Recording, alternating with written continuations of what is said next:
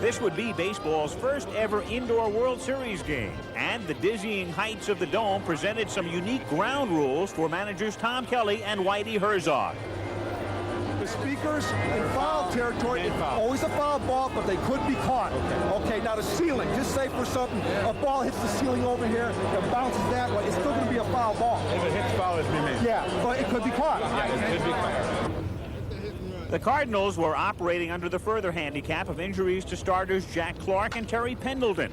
So the team would have to dig in and hope players like Tony Pena would take up the slack in Whitey Herzog's injury-riddled lineup with their bats as well as with their gloves. As the players were introduced, the roar of the crowd was evidence that the Twins fans knew their 22-year wait for a second World Series was now over. The excitement could be felt by home team and visiting team alike. And linking this event with the 1965 World Series was Hall of Famer Harmon Killebrew, a mainstay of the '65 team that lost to the Dodgers in 7 games.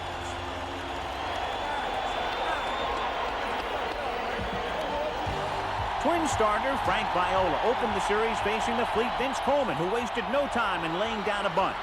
Coleman was nipped at first, and the series was officially underway. Shortstop Ozzie Smith was next, and Viola dispatched him on strikes for the second out. The left-hander got Tommy Herr on a comebacker to retire the side in order. And at the start of Game 1, the veteran Viola looked well-tuned. The Cardinals hoped their somewhat less seasoned pitcher, 23-year-old Joe McGrain, would strike a similar note.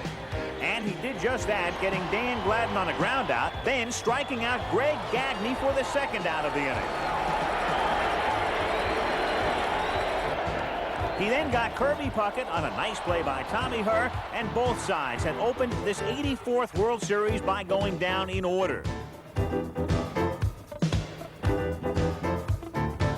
With Jack Clark scratched from the roster due to an ankle injury, rookie Jim Lindemann had the unenviable task of filling in at first and batting cleanup.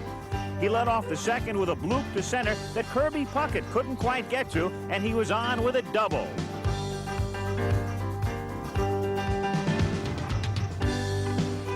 Viola now had a man at second who was looking to move up a base or two.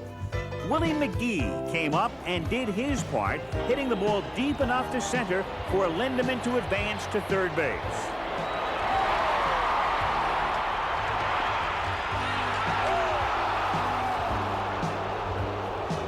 Herzog now had an opportunity to break into the lead when catcher Tony Pena came to the plate. Lindemann at third, one down, and the 3-2 pitch is grounded to Gagne, and Gagne looked home and then opts to go to first. So he was in that deep in position where he had the option, but he felt the ball was just a bit too slowly hit to come home. But some hometown magic was beginning to stir in the dome. McGrain had looked wild in the second and third innings, issuing 3 walks but escaping unscathed. In the fourth, Gary Gaetti led off with a shot to Tom Lawless at third. Gaetti beat the throw, and the Twins had their leadoff man on.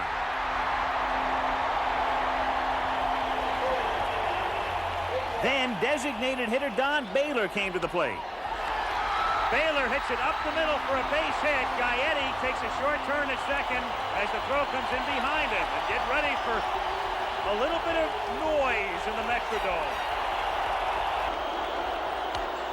Ripped into center for a base hit in front of McGee. Rennick will hold Gaetti at third, and they're loaded with nobody out. Tom Brunansky's single had loaded the bases with nobody out, and that brought one of the genuine hometown favorites to the plate, Minneapolis native Kent Hrbek. Toward the middle, through for a base hit. Gaetti scores, Baylor scores, Brunansky goes to third, the ball hits him, bounds away, backed up by McGrain, Hrbek goes to second.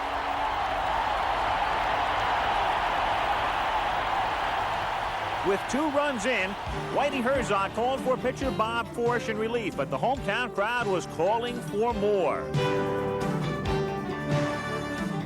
The din caused McGrain to plug his ears, while Bob Forsch on in relief tried to plug a leaking dike, and Tim Laudner hoped to crack it open. The 0-1 pitch is grounded to right for a base hit. Hermansky scores. Kerbeck stops at third. They're still loaded, and it's 3-1.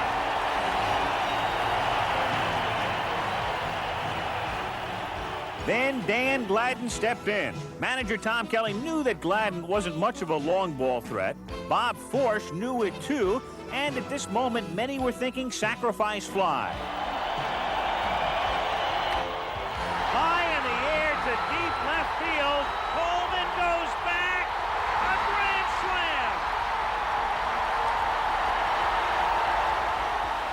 Gladden's slam was the first in World Series competition since 1970 and was only the 13th in series history.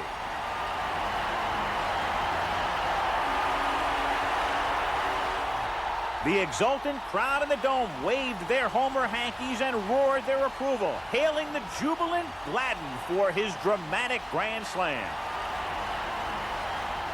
And just like that, the dike had broken open and the Cardinals were trailing 7-1. Viola then settled in and was magnificent the rest of the way. He got the Cardinals out on a variety of ground balls to the infield, spiced with an occasional strikeout.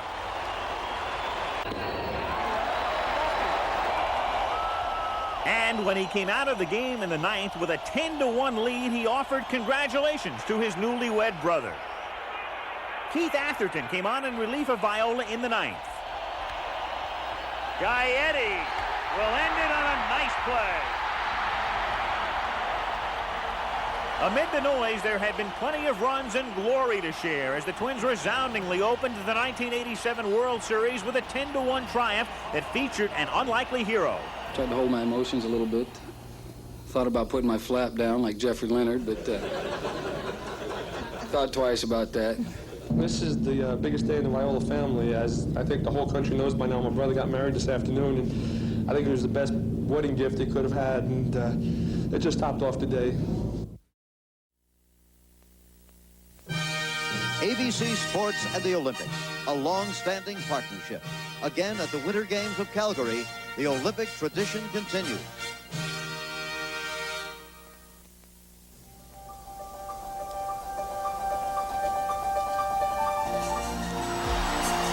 Frank Viola has been baseball's winningest left-hander over the last 4 years. And last night, just hours after his brother's marriage, he turned out to be the Twins' best man with a win in the opening game of the World Series. Sharing the spotlight was Dan Gladden, the scrappy left fielder, who hit the series' first grand slam in 17 years.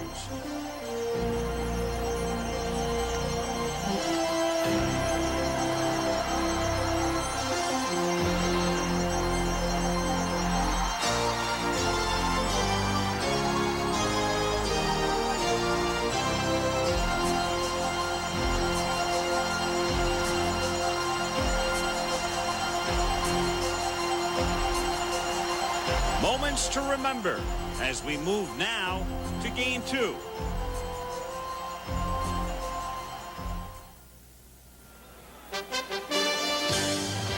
ABC Sports presents the National League champion St. Louis Cardinals against the American League champion Minnesota Twins in Game 2 of the 1987 World Series. And a gorgeous shot at dusk on this beautiful October Sunday night. The Hubert H. Humphrey Metrodome, framed by downtown Minneapolis, and inside more than 55,000 will look on once again to see if their Twins can take a 2-0 lead in the World Series.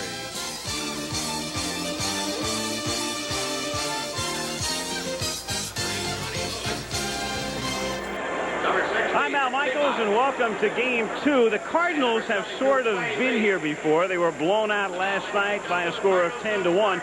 In 1982, they lost the first game of the World Series to Milwaukee by a score of 10-0 and eventually prevailed in 7. Meanwhile, the Minnesota Twins have captured everybody's fancy. It's the ultimate collective effort. You talk to the Twins, who was the team's MVP this year? It could have been Kirby Puckett. It could have been Gary Gaetti. It could have been Jeff Reardon. It could have been Frank Viola. Nobody really had a career year, but they were led to the flag by manager Tom Kelly. And last night, one of the heroes, of course, was Dan Gladden, the left fielder who came to the Twins from San Francisco in the spring.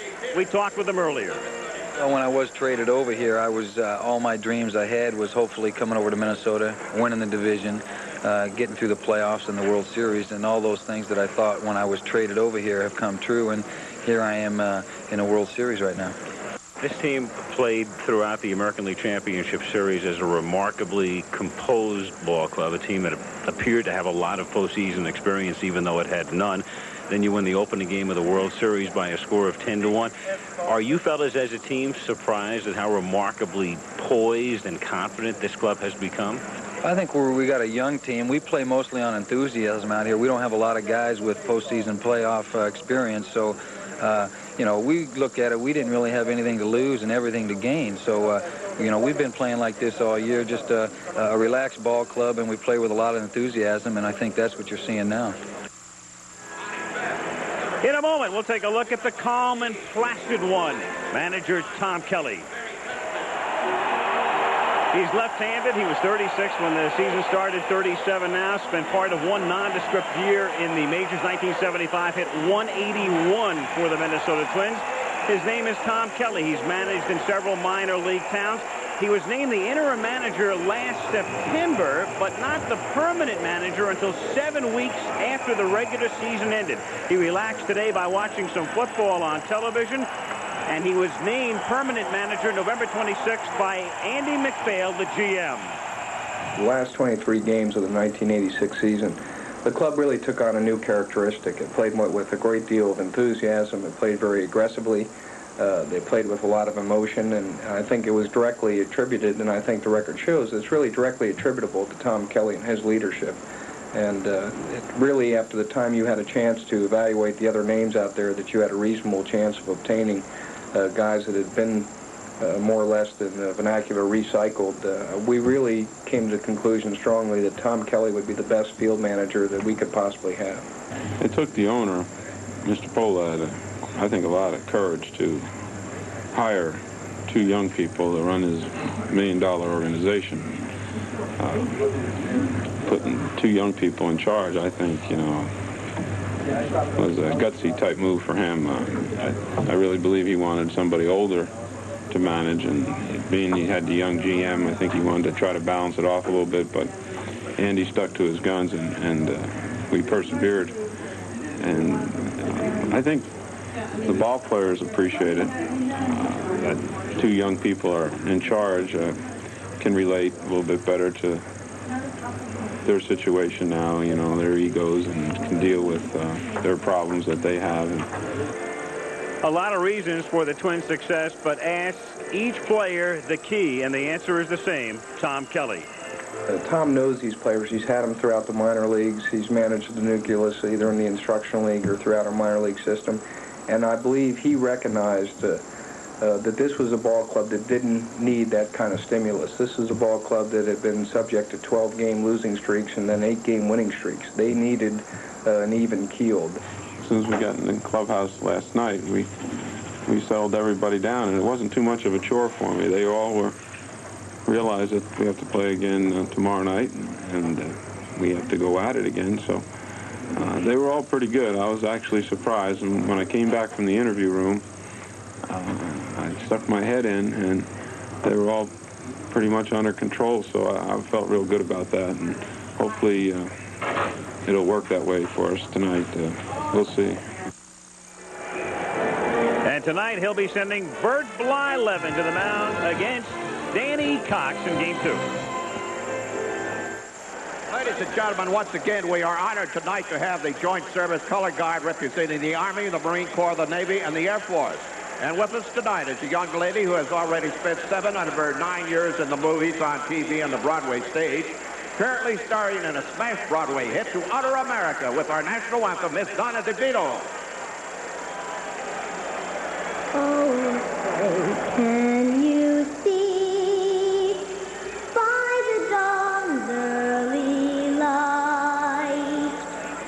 so proudly we hailed. At the twilight flash gleaming, whose brush stripes and bright stars through the perilous fight. For the ramparts we watched were so gallantly streaming, and the rockets red glare, the bursting in air, gave proof through the night that our flag was still there. Oh, say does that star-spangled banner yet wave? For the land of the free and the home of the brave.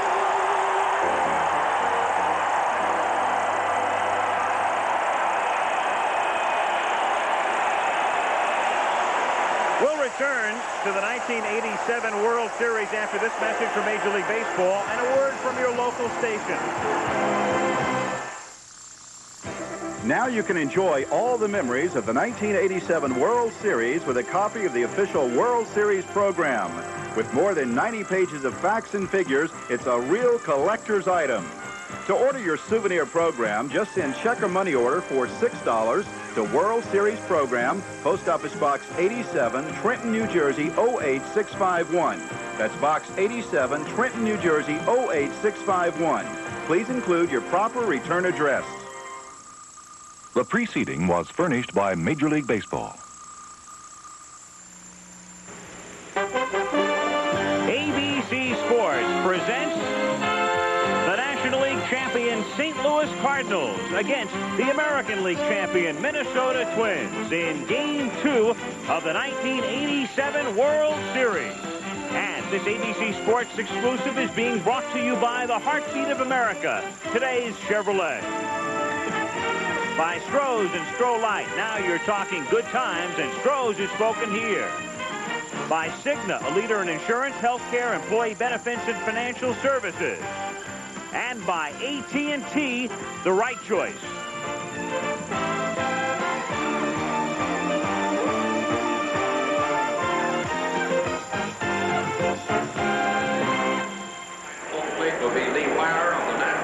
And the Metrodome will be rocking again tonight. More than 55,000 to look on. Game 2 of the World Series as the St. Louis Cardinals take on the Minnesota Twins, coming off last night's 10-1 rout. Now, tomorrow will be an off day. We'll resume on Tuesday night in St. Louis, Game 3, Wednesday, Game 4. If necessary, a 5th game in St. Louis on Thursday. If necessary, a 6th game would be a day game back here in Minnesota next Saturday, and a 7th game would be played a week from tonight. Let me turn now to Tim McCarver and ask you to assess what you thought of last night's outcome and what's going to happen for the rest of the series. Well, Al, I think that the imbalance in the pitching pairings have been very interesting in the first 3 ball games. The second one, of course, tonight. Last night, you had a chance to see Frank Viola, the ace of the Minnesota staff, defeat Joe McGrain, the rookie with the Cardinals. And then on Tuesday night, the ace of the Cardinals staff, John Tudor, will be going against Les Stryker, who's also a rookie. Tonight is really the best of the pitching pairings. Danny Cox for the Cardinals and Bert Blyleven for the Minnesota Twins. As far as Bert Blyleven giving up home runs in the last 2 years, I think you can discount that. He's given up 96 home runs, but the Cardinals aren't a home run hitting ball club, especially with Jack Clark out of there. The Cardinals hit only 94 this year, Jack Clark with 35. However, the Cardinals led the major leagues in stolen bases with 245, and that in itself, I think, is the thing that Bert Blyleven has got to be concerned with tonight. Well, it's interesting, Tim, coming in, and I'm going to turn now to Jim Palmer. A lot of people felt that this could be billed as power against speed, Minnesota's power against St. Louis's speed. Do you agree? Well, I agree in a way, but the only way I agree is if they get good pitching, because you saw last night in a 10-1 game, it doesn't matter about your offensive speed. You don't get to use it. So really what has to happen, Danny Cox has to pitch well for them to be able to run the bases. Another situation is when you talk about Danny Cox versus Bert Blyleven, we saw a similar matchup About 10 days ago, when Jack Morris, the ace of the Detroit staff, came in here and pitched against Blyleven, he had won 8 in a row, and he got beat by Blyleven. Is this a big game? I think it is, and the reason I say that is not because teams cannot come back and win from a 2-0 deficit. 9 out of the last 15 teams have done that, but just suppose the Cardinals lose tonight. They go to St. Louis. Even if they win 3 in a row, they have to come back here and play a team with the best home record in baseball. It's going to be tough. And that's the one thing Whitey Herzog would obviously like to avoid as he seeks a series split. And we get set for Game 2 of the 1987 World Series. And now, ladies and gentlemen, throwing out tonight's ceremonial first ball, a member of baseball's Hall of Fame. He was inducted this past year. He played for the old Minneapolis Millers at Nicola Park for 3 years, was the MVP, and led the league in hitting. Ladies and gentlemen, we are happy to present Ray Dandridge.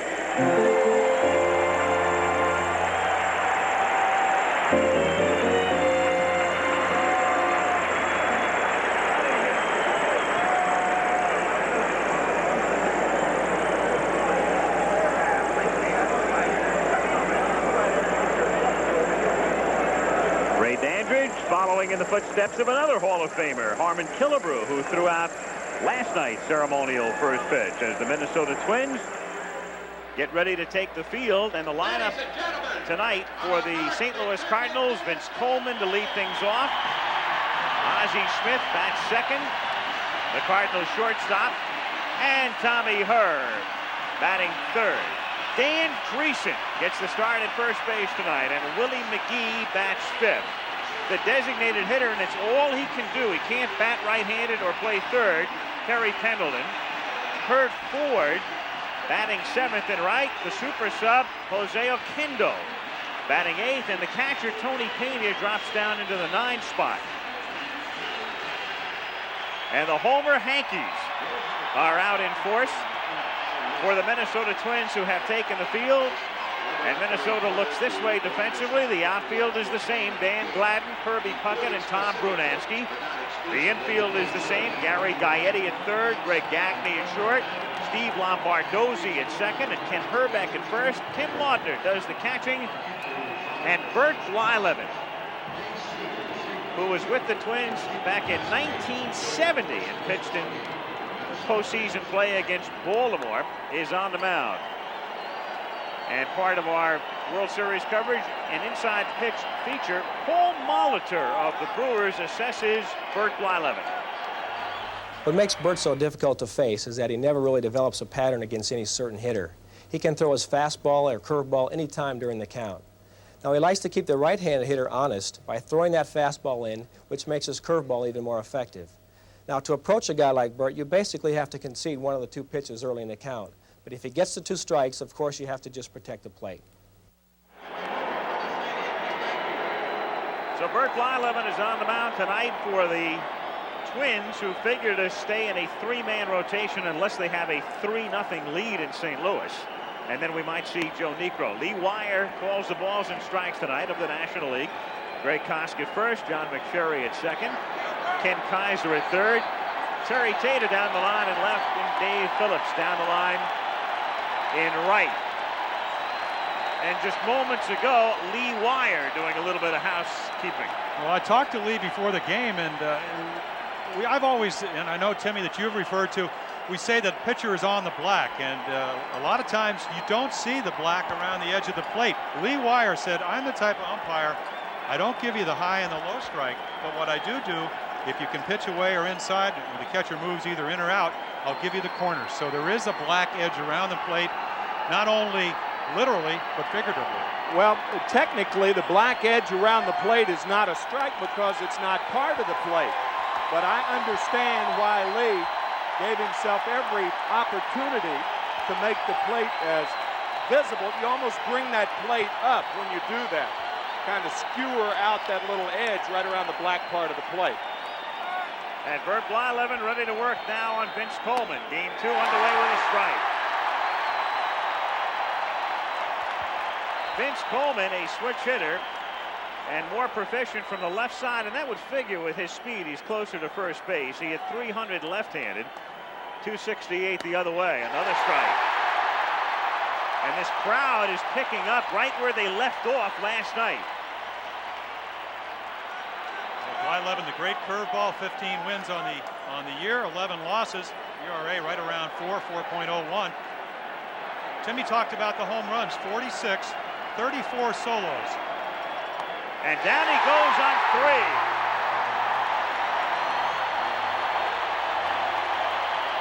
So a most auspicious beginning for Bert Blyleven at the age of 36. And here he was in 1970 when the Twins won the West, and there he was in 1979 when he was a Pirate and pitched against Baltimore in the World Series. And here he is live, working on Ozzie Smith with 1 out and the bases empty. 1-0 on Smith, another switch hitter. Now Ozzie hit .303 this year, and as a left-handed batter, he hit .335.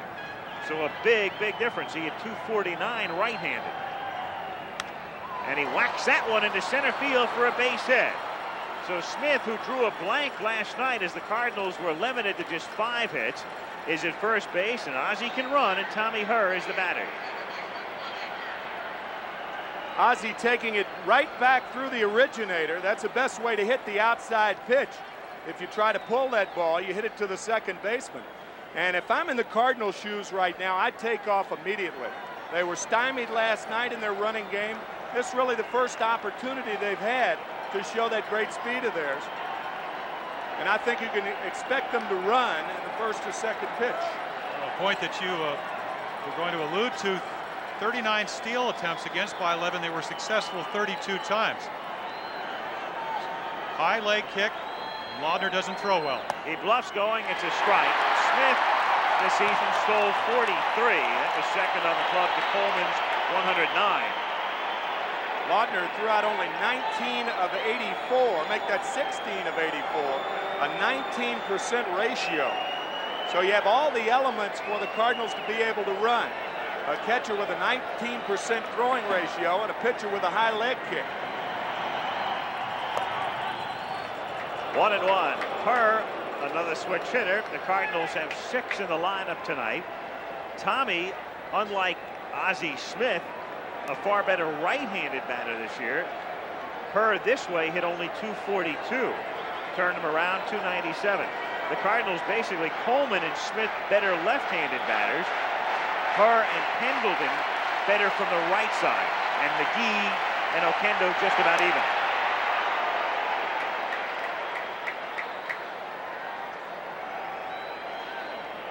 Blyleven, born in Zeist, Holland. And tonight you've got Blyleven, born in Holland, and Danny Cox, born in England.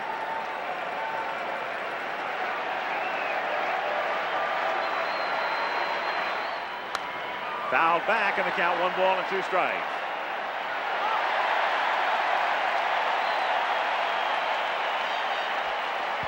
Tim, it'll be interesting to see. When I used to pitch, you get a fast runner on first, fastball, curveball. Threw many more fastballs because it takes less time to get to home plate. You give your catcher a better chance to do it. It'll be interesting to see whether Blyleven, who has the best curveball in the American League, will go with his breaking ball. Well, you can't let the speed of the runner on first dictate what you're going to throw to the hitter. The guy who's going to hurt you is the guy with the stick in his hand. Not that you can't throw the fastball, but you can't get locked into throwing it. Ozzie goes, got a great jump, and Herr hits a grounder to short.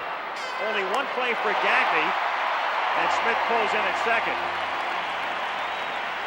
And Ozzie would have had that one stolen by plenty. Had Smith not been running, it probably would have been a double play. Blyleven threw 32 double play balls this year. So at least Tommy Herr did something with the out. Gene Mach expression that if you can move base runners along and make productive outs, you can score a lot of runs that way. And I agree. Dan Dreesen was sitting at home in April and May, out of a job, and here he is in the World Series, takes outside. Danny is familiar, if you follow baseball, many years with the Cincinnati Reds, and then subsequent to that, Montreal, San Francisco, and Houston. He was with the Astros in the spring, didn't make the club, went home to Cincinnati.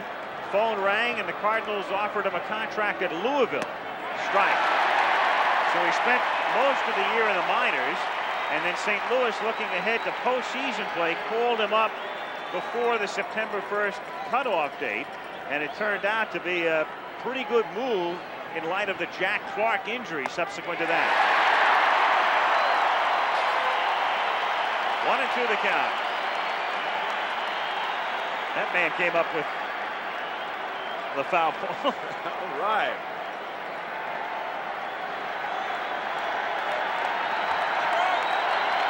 One-two to Dreesen. Foul to the plate.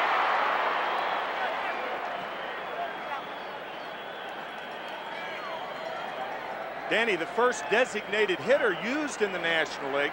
He was used back in 1976 when the Cincinnati Reds of the Big Red Machine era played the New York Yankees, as you had a look at Whitey Herzog. 1-2 the count.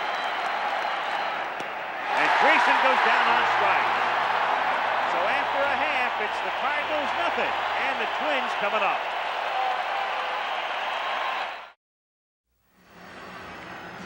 Twins lineup tonight. Dan Gladden, who hit the grand slam last night, leads off. And again, it's Greg Gagne batting second. And again, it's Kirby Puckett hitting third. And then the change. Ken Herbeck hits fourth against right-handers, up from seventh. Gary Gaetti is the third baseman. And the DH tonight is the left-hand batting Randy Bush. Then hitting seventh is Tom Brunansky, who drops down in the order. Steve Lombardozzi, who homered last night, bats eighth. And the catcher is Tim Laudner. And they will be facing Danny Cox of the St. Louis Cardinals. And as part of our Inside Pitch feature, Tony Gwynn of the San Diego Padres assesses Danny Cox. When you look at Danny Cox's motion, you think every pitch is going to be a fastball. But in reality, he throws three different pitches: the fastball, the breaking ball, and this changeup. And I think the contact hitter has a better chance of putting the ball in play against him because he can wait just a little bit longer. Whereas the guy who's looking to try to drive the ball out of the ballpark, he's going to be fooled more times than not because, like I said, every pitch looks like a fastball.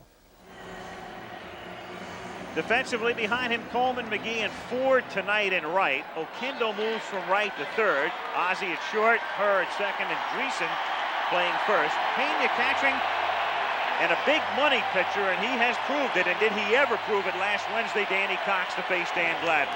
Well, his second complete game of the playoffs, 6-0 ball game against the Giants. He had thrown 3 home runs in the fourth game. Mostly all 3 on sliders, came back and just pitched very well.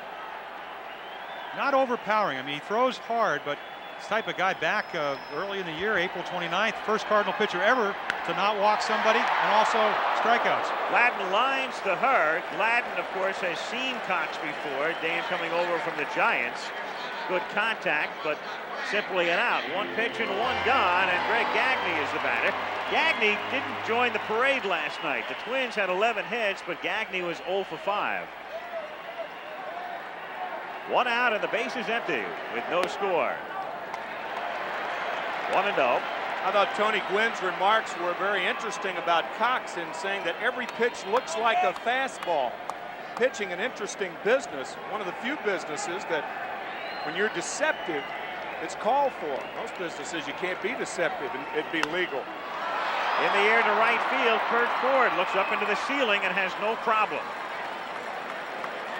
2 down. And again, the Metrodome, and it's much discussed during the regular year. Fans who follow this sport know all about it, but we bring it up more often than a regular fan would like to hear because there are so many people who only watch the World Series or postseason play, and it's an obvious detriment to the visiting team. They all say 3 or 4 days to get used to it. And by that time, you're gone. Unless you're playing in a World Series or a playoff. Kirby Puckett hits it over the mound, and there goes Ozzie to the right side and makes it look easy. And a very easy inning for Danny Cox. He sets the Twins down 1-2-3. No score after 1.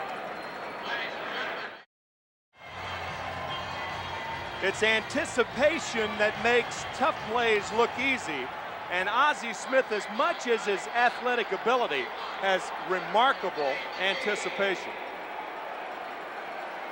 I mean, he fielded that ball 5 feet on the opposite side of second base, on the second base side of second base, and he was playing a straightaway shortstop for Puckett.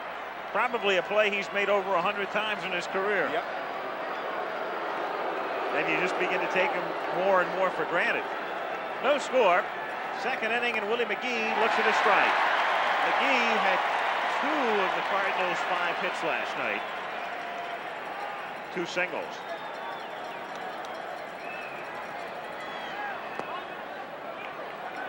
One and one. McGee could be a real key for the Cardinals, especially in the absence of Jack Clark. Willie drove in 105 runs during the regular season. And Terry Pendleton bats behind him tonight. Terry will be limited, of course, to left-handed hitting only. 2-1. Blyleven, 14 pitchers, facing 4 men in the first, and Danny Cox set down the side with only 1 extra pitch. That's hit sharply down to second, scooped up by Lombardozzi, and away. That's very normal. When you talk about a strikeout pitcher versus a ground ball pitcher, the strikeout pitcher like Blyleven, and we're talking a guy almost 4,000 innings, struck out over 3,000 batters during his career, and Danny Cox, the guy, as we said earlier in the year, pitched the game with no walks or no strikeouts, but a complete game. Terry Pendleton now. Pendleton injured his ankle in San Francisco in a workout prior to Game 3 of the National League Championship Series, but he was able to return in Game 4. Then he pulled a rib muscle, or muscles, running between first and third in Game 7 against the Giants. So what he can do is bat left-handed. He can't bat right-handed, and he can't throw, so he can't play third. 1-0. And thus, in a way, Herzog gets a break this year. This is the second year in which the designated hitter has been used on an alternating basis. Where this a few years back in this World Series, in an odd numbered year, the pitcher would have hit in all the games, but they changed it in '86. Grounded to short. Gagne stays with it, off the rug, guns him down. 2 away, and it will break up Kurt Ford.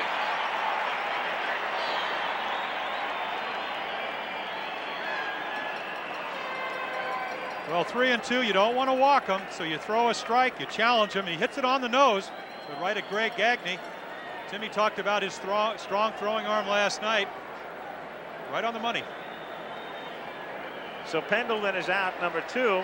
Kurt Ford, one of those who seemingly comes out of that Cardinal mold, takes a strike. The fleet, quick, line drive type hitters. The only difference with Ford is he's not a switch hitter. He's a pure left-handed batter.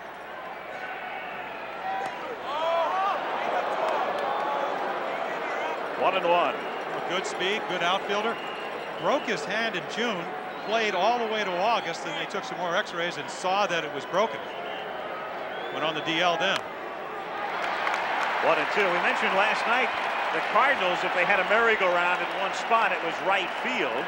They used 10 different starting right fielders, and as you look at Whitey Herzog and Jack Clark, Whitey has also had Todd Worrell and Ricky Horton playing out there on occasion. And Jack Clark, an ex-right fielder. Right. Checks his swing. 2-2. Bert Blyleven, his rookie year, 1970. He's been with the Twins, and he went to Texas, to the Pirates, to Cleveland, and back here 2 years ago. Loop to left field, and that will fall in for a base hit. So Ford picks up the Cardinals' second hit. Kurt is on with 2 down. And it will bring up Jose Oquendo. Good pitch, bad result. You can see the one-handed swing, and he takes the hand that he broke off the bat. That results in a looper, but it was fortunate it dropped in left field. You could really see there on the swing. You rarely see a hitter release the bottom hand. If he's going to release a hand, it's usually the top hand, but because Kurt Ford broke his right hand, he released. That was really a strange looking swing. Good result, strange swing. Oquendo takes outside. Ford at first, 11 steals, but he was also caught 8 times. Nick Leyva, the third base coach, looking down at Oquendo. So Ford is at first with 2 down. The graphic saying Oquendo started at 7 different positions. He also pitched, and the only position he did not play this year was catcher, and he did that in Little League. Runner goes, and it's fouled away. 1-1. Ford had a good jump then, but because Oquendo was hitting left-handed, he really couldn't see what kind of jump he had. With a count 1-0 and a right-handed hitter, you can see the runner and kind of gauge and guess what kind of jump he had. He was 4 steps gone before Bert came down with his left foot. But because Oquendo was hitting left-handed, he couldn't see Ford get the good jump. Ford stays in the pitch, missing high, ball 2. Good one. Kind of reminds you of a guy who had his number retired in this ballpark earlier this year. Oquendo hitting like number 29. Like Rod Carew. And there it is. And they had a day for him here this summer. Half swing strike. Foul tip, in fact, and it's 2-2. That didn't remind me of Rod Carew. Over 3,000 hits. 8 batting championship. Again, that's an indecisive swing, and that tells you something about the liveness of Blyleven's fastball. Well, he watched the Carew batting video before his home run in Game 7, but that was not on the tape that he saw at the end of 1.5 no score. Well, you can see by the graphic, Whitey got ejected in Game 7 of the 85 series. But what he's talking about now is Bert Blyleven's move to home plate. The rule book says you have to pause. Blyleven, as we said, 32 out of 39 successful steals. He knows they're going to steal if he doesn't cheat. And what he's doing is maybe pausing. I did it. If you can get away with it, it's the only way he's going to stop the Cardinal running attack, if he can. Ken Herbeck leads off in the bottom of the second. The count 1 ball and no strikes. So Whitey had his say with Lee Wire. He just wants the umpires to make sure they're watching closely. Blyleven did not commit a balk all season long. Strike. 1-1. Well, much more liberal in the American League than in the National Leagues. They will let you get away with it. But now that he's brought it to the attention of Lee Wire, who knows what's going to happen. Broken bat, little grounder to third. And it's Oquendo to Dreesen for the out. And Danny Cox has begun by shutting down the first 4 Twins. 1 away here in the second inning. And Gary Gaetti is the batter. Gaetti last night 2 for 5 with both hits coming in the 4th inning.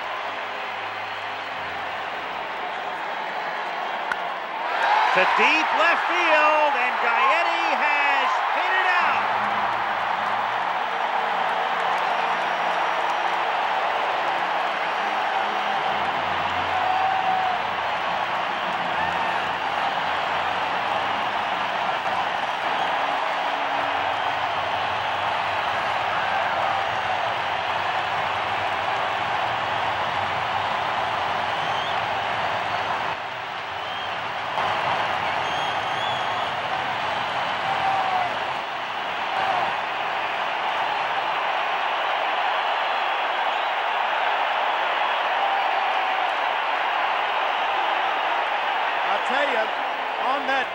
Gary Gaetti just visits a place that he's lived 33 times this year. Make that 34, his 3rd postseason home run.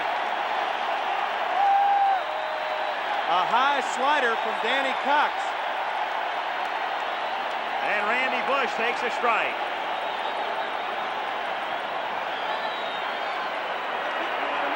Two in the playoffs. His first 2 at-bats, and now 1 here after 31 in the regular season. Well, what makes him such a great home run hitter? In the playoffs, he took a fastball away and drilled it over the right center field fence. Then Doyle Alexander threw him a breaking ball, did the same thing over the right center field fence. Hanging slider, jumps all over it, pulls it. Another home run. So 1-0 Minnesota, 1 out, bases empty in the second inning, and Randy Bush takes a strike. And down he goes. So Danny Cox picks up his first strikeout. 2 down here in the second inning. And Tom Brunansky is the batter. Danny Cox showed me a lot there. He threw him a backdoor slider, the same pitch that Gaetti hit for the home run. And if you go back to Game 4 of the playoffs, Robbie Thompson, Bob Brenly, and Jeff Leonard all hit home runs on that slider. So it's gotten him in trouble in postseason play. Brunansky 1 for 3 last night. Tom, originally with the Angels, takes a strike and the count 1-1. But Brunansky came over here in 1982, and he and Gaetti and Herbeck and Puckett have pretty much grown up together with the Minnesota Twins and formed the nucleus. 1-2. That was a good shot. It's easy to tell a slider from a curveball. Bert Blyleven's curveball, for instance, goes down. Danny Cox's slider goes parallel to the ground. So without having being told at home, you can really figure out what the pitches are. Another slider. And another strikeout. So he gets Bush and Brunansky on strikes, but Gaetti hits the home run to give Minnesota the lead. 1-0 Twins after 2. Back after this word from your local station.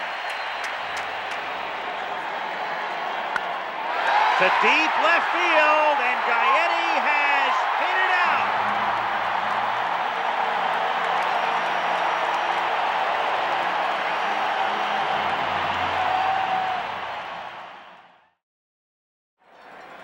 As we go to the third inning, Pena to lead off for St. Louis. He bats ninth, and so does Laudner for Minnesota. And you know why when you look at that graphic. Twins catchers 193, Cardinal catchers 220. And even with McCarver having retired, the Phillies at 234. Lance Parrish, of course, trying to adjust to the National League and had a shaky year, but I've got a feeling that Lance Parrish is going to come back and have a good year next year after having adjusted to National League pitching.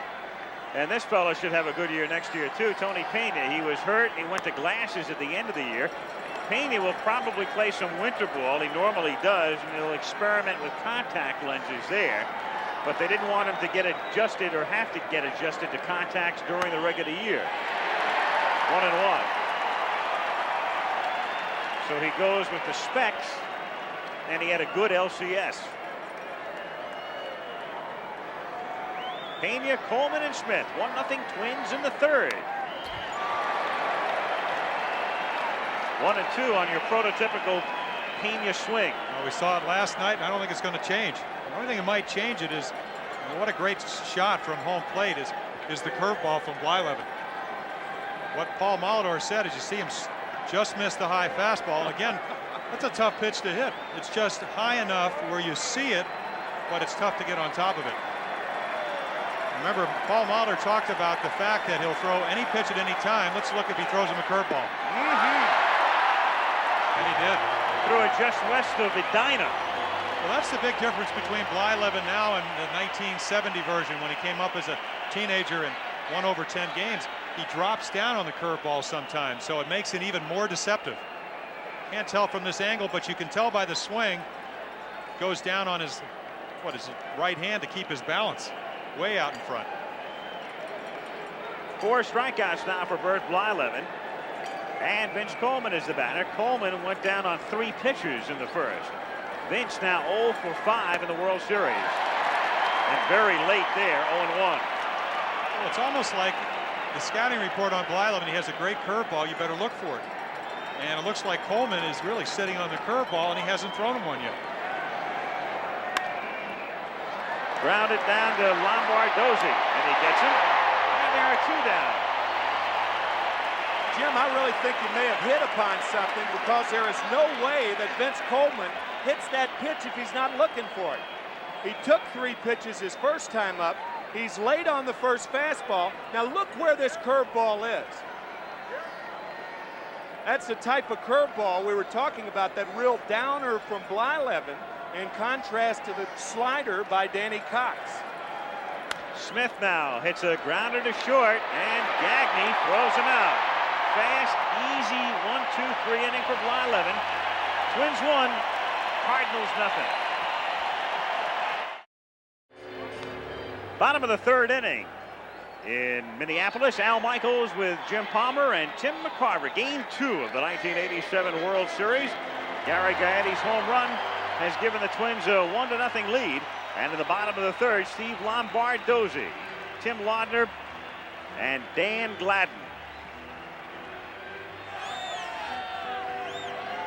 Steve Lombardozzi with 2 hits last night, including a home run that made the score 9-1 in the 5th inning.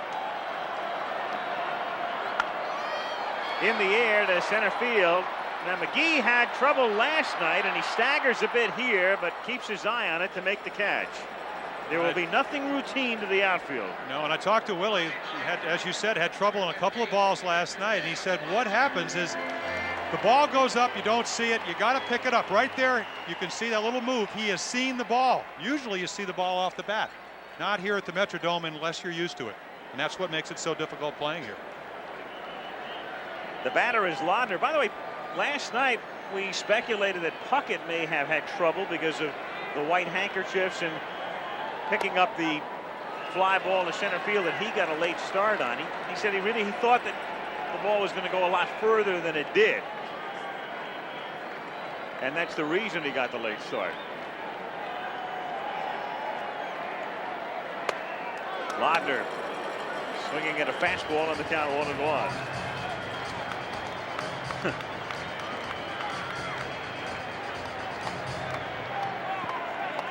Through Jack Cronin's viewfinder. Well, they used to call those the cheap seats, but not anymore the way the ticket structure is at the World Series. Laudner, a 191 hitter during the regular season, but with real good power. Fouling it away. You make a mistake, he'll take it into the seats. Meanwhile, earlier today, Rick Stelmazik, the Twins coach, with our camera out in center field to give you an idea of how you can lose it in the roof. Slow motion. This will give you a pretty good idea. Yeah. There it is, that little speck, that little dot. So you're right in the middle of the action. Chopper foul. That, of course, during the daylight hours. And they'll tell you it's easier to see them. So Yeah. you can imagine what happens when it gets dark out and they turn the lights on. The Metrodome, one of 4 domed parks now in the major leagues. Seattle, Houston, Montreal, and here. And Laudner has gone on strikes, and that's strikeout number 3 for Danny Cox. So Cox has gone through the order once. He's retired 8, and then Gaetti hit the home run. And usually you see Cox changing up more than he's doing now. That was a good slider to Laudner. And for the most part, he's sticking with the fastball into right-handers and sliders away. That's been his repertoire up to this time. The mistake, of course, was the Gary Gaetti home run. Everybody thinks that any time a guy hits a home run, it's a mistake. That's not necessarily so, but it was true about Gaetti's homer. Dan Gladden looks at a strike, and the count is 0-1. Well, the slider's a great pitch because the whole intent is that it's supposed to look like a fastball. The hitter reacts to it, and then it just takes that little darting movement that you talked about. That's what the good one does. The hanging one has a very loose spin. The hitter identifies it early, and they generate a lot of bat speed. The ball doesn't break, and you get the result that Gary Gaetti got up. 2 out, bases empty. Gladden fouling it away. Gladden coming over. So much made, of course, of the acquisition of Jeff Reardon. They picked up Al Newman, who did a nice job at short and second in the utility role. Then Gladden, the other acquisition by Andy McPhail. It was a case of Gladden just becoming expendable with the Giants, who had too many good outfielders. And wearing out his welcome as well. Fouling it off his foot. He had a sensational rookie year with San Francisco back in '84. Came up and hit .351. He came back to real life and eventually over here. Well, I asked him about that, and he said, as you see him, very painful, looked like right off the left heel or instep. Those always hurt and are rarely serious. You go down and tell him that. But anyway, going back to Dan Gladden, I asked him about the .351 batting average, and he said, I did not adjust. The pitchers adjusted. I didn't adjust with him. As you take another look. There's a lot of force that a hitter uses slamming the ball down on the ankles and the shins, but those, you know, he'll have a lump there tomorrow, but that's not serious. Our favorite medicinal product, that ethyl chloride, that makes it hurt worse. The don't hurt no more stuff. You forget the pain that you have because the pain's worse when the ethyl chloride's applied. Gladden testing his mobility, and with a slight limp, makes his way back up to the plate where the count is 1 ball and 2 strikes. In the air to right center field, Ford calls for it and makes the play. Twins gone in order. We'll go to the 4th. 1-0 Twins. On to the 4th inning. A home run by Gary Gaetti. The difference? Lee Majors looking on. Kurt Gaddy Jr., I'll get you for this. Wins all the way. Thank you. Seems excited. Message to our producer. I wonder if Majors goes all the way back to when the Twins were the Washington Senators. Outside to Tommy Herr. A lot of people forget that Washington was the original franchise, and when the American League expanded in '61, what happened was they added, at that time, the Los Angeles Angels, now the California Angels, and they added an expansion team, the Washington Senators. And the old Senators moved here with the Griffith family. And then the expansion Senators of the 60s subsequently moved in '72 to Texas, and they're now the Texas Rangers. Hit sharply, Herbeck stays with it. 1 out.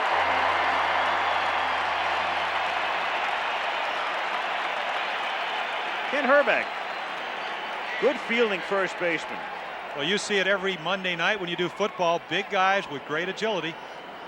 Soft hands we talked about last night, gets right in front of the ball. Over 250 pounds, yet you'd never know it until he hits the baseball. He says he is currently at 246. Dreesen takes a strike. Herbeck said he lost some weight this spring. He said, I didn't want to look like a pig on my baseball card. He said he was real disappointed because he's going to have to miss the first opening of the bowling league. A regular type of guy until he puts a bat in his hand. 34 home runs this year. Meanwhile, Dreesen, his opposite number, the Cardinal first baseman, hitting here with 1 out, of the bases empty, and the count of 1 ball and 1 strike. Danny struck out in the first. A little change is hit down to Herbeck, and again 3 unassisted. 2 gone. Meanwhile, Blyleven getting everybody to hit the ball on the ground. The only Cards who have not hit it on the ground were Ozzie Smith with a line single in the first, and then Kurt Ford had that little looping opposite field single in the 2nd inning. Well, that solves the problem of having your outfielders having to find the ball in the dome. And it's something you touched on. He had 32 double plays this year. A lot of base runners, over 100 walks with 101 and about 250 some hits. Going to throw a lot of double plays, but the way to do it, of course, is to throw the grounders. It's tough to get underneath a good curveball, especially when your first move is up. You kind of raise on your toes. 0-2 the count. Take another look at that. Last 4 years, 19 over, and the teams he's been with well under. Well, there's always been a knock that he has not been able to win the close games. And he gets McGee on strikes here. That's 5 through 4 for Bert. After 3.5, 1-0 Minnesota. Left center, Bush. Hit one out. Minnesota Lumber Company. Big Dan Ford. Bad Glenn Adams. Craig Mongo Cusick. Butch, love that kid. Hey guys, these balls cost $3.50. don't lose so many of them. The lumber company is still in business.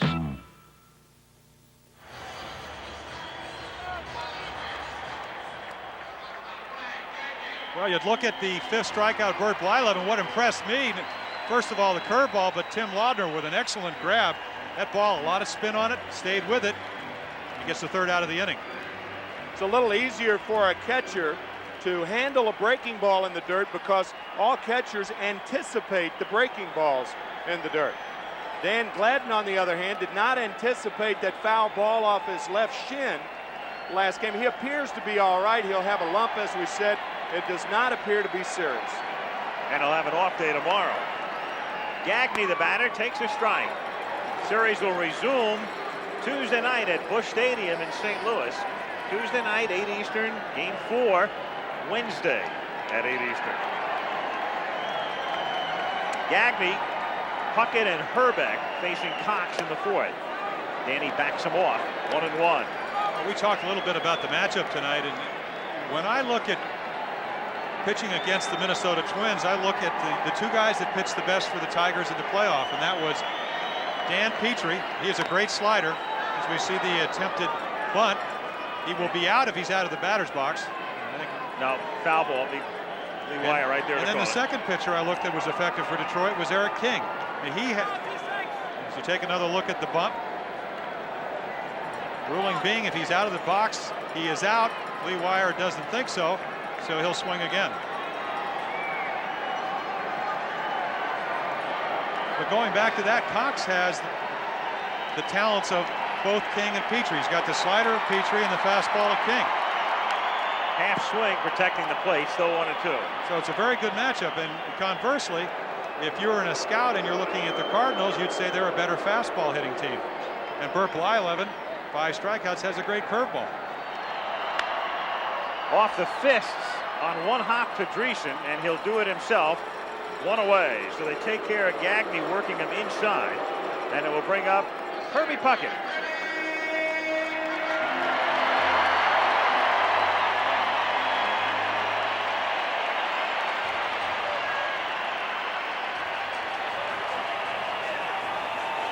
Dave Allworth with Major League Baseball and the booth right next to us. Dave with the commissioner's office. Censoring our every word.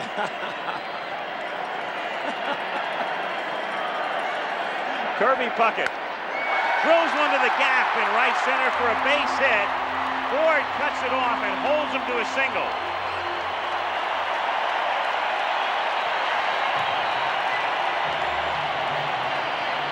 Last night he was on an 0 for 4, got to hit the 5th time up. Hit the ball to right field, he does it again. This is how you hit 332. Haven't seen the home run power. Looks a little like Sadaharu with lifting that left leg, and then it drives it to right field. The key to him is waiting, and when he waits, hits the fastball the other way and pulls the breaking ball. Herbeck now takes a strike, and the count is 0-1. Rick Rennick, third base coach, going through the signs with Puckett at first base and Herbeck at the plate with a count 0-1. Hit to right field and in front of Ford for a base hit. Puckett will stop at second.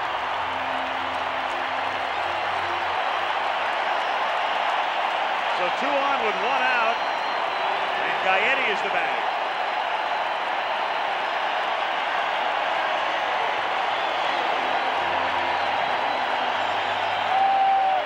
Here it was earlier, the difference in the game right now. High slider to Gaetti before, and Gary in a position now to do yet some more damage. Debbie Gaetti,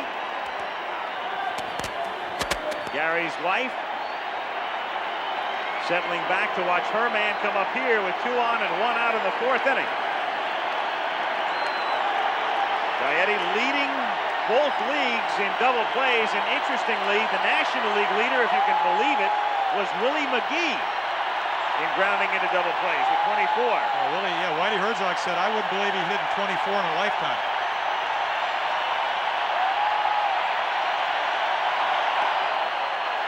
Want to know, Twins hopeful of another lucky fourth. There was 7 in the fourth last night.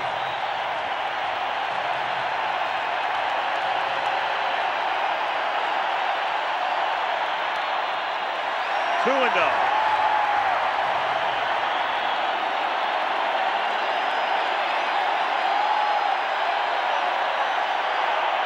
Behind Pena to advance the runners and take the Twins out of a double play possibility.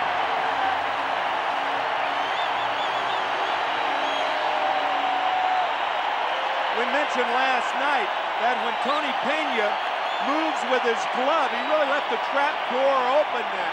But whenever you see a catcher go down with the glove, generally speaking, he's going about it the wrong way. That ball squirting between the legs of Pena. He didn't keep the glove down. And it looks like Whitey's going to walk Gaetti, a very unusual move with a left-handed hitter coming up. But he's behind on the count here, 3-0, which may figure into the thinking. But then he said no. I think he changed his mind. He was pushing, I believe, the infield back, and that is where they are playing right now with runners at second and third, but the count is 3-0. This could be your intentional walk. Also could be a 3-0 swing. And he's on. So Gaetti walks, and they're loaded for Bush. 2 singles, a wild pitch, a walk, and Randy Bush, the batter. Puckett is at third. Herbeck at second. And Gaetti at first. Cardinal infield will set up a double play depth with 1 out, and Minnesota leading 1-0 in the 4th inning.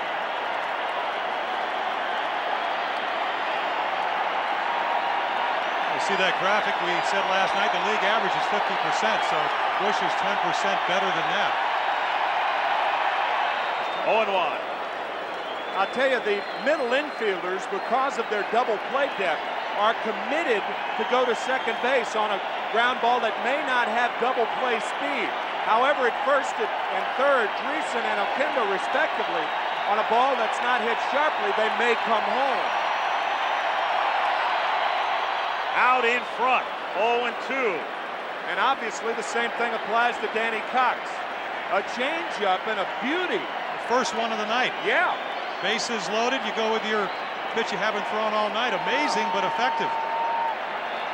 And he did that. He threw that change in a couple of very propitious spots against San Francisco the other night. Well, in that shutout, Al, he got 3 big double plays.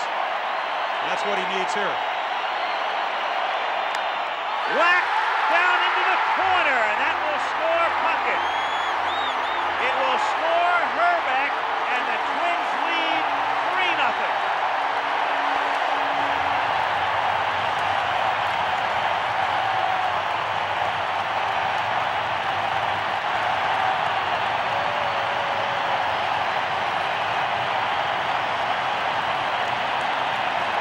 And now the intentional walk.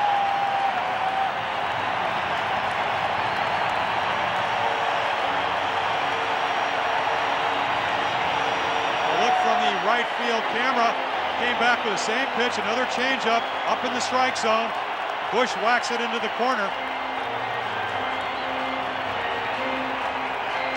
As you see, up in the zone, gets a little bit more leverage on it. We saw him reach for the one down and away. Danny Cox had Randy Bush in the hole, but now he's standing at second base. Hey, that really frustrates a manager to drive a hitter into the hole 0-2 and then pitch to him like it's 2-0. I talked to Mike Rourke, the pitching coach of St. Louis, and he said, everybody says as a pitcher you have to make perfect pitches. He said, you don't. He said, in 4 or 5 or 6 instances in a ball game, you have to make the right pitch. Danny Cox wasn't able to do it then. Well, your definition of pitching, Jim, staying ahead and then expanding the strike zone. Danny Cox got ahead, but he didn't expand the strike zone then. Cox will issue an intentional walk. The delay because of the debris while they cleared it from the field, he had to wait. And in the bullpen, Lee Tunnell, who was not eligible in the playoffs, but when Clark became ineligible because of his injury for the World Series, the activated tunnel. I'll tell you, to expand on the expansion comment, all you're really trying to do to simplify it is because the hitter is in a defensive position, you're trying to get him to swing at a bad ball. And a lot of hitters do. Most strikeouts are swinging strikeouts are at bad balls anyway. You don't see too many big league hitters swing through pitches right down the heart of the plate. Maybe on the corner, okay. But most swinging strikeouts are on bad balls. Cox now faced again with a bases loaded situation, and Lombardozzi, the batter. 2 runs over the inning, still only 1 out. Gaetti at third, Bush at second, and Brunansky at first. Half swing fly ball, tagging is Gaetti. Coleman makes the catch and he holds, and the throw is cut off by Oquendo. So Lombardozzi with a medium fly ball and not deep enough to score Gaetti. 2 down. A great 2-1 pitch out. We talked about that slider, came right back with it. Had Lombardozzi reaching for it. Interesting, and one of the most difficult things, we take a look at the swing. Slider, you can see the one-handed swing. Coleman's a good left fielder only because he can get to the ball in a hurry. Does not have a good arm. And get rid of the ball quickly. Yes. That's true. He sets himself up to throw the ball quickly. He does not have a strong arm. However, he did have 16 assists. But often you see outfielders with poor arms with the most assists. It's not the case, however, with Glenn Wilson of the Phillies, who led the National League in assists with 19. Buck 90 fan club is for Laudner, whose average was 191, so they shortchanged him. And he hits it into left field for a base hit. Gaetti comes in to score. Here comes the throw to the plate. Peña's tag is not in time on Bush. 5-0.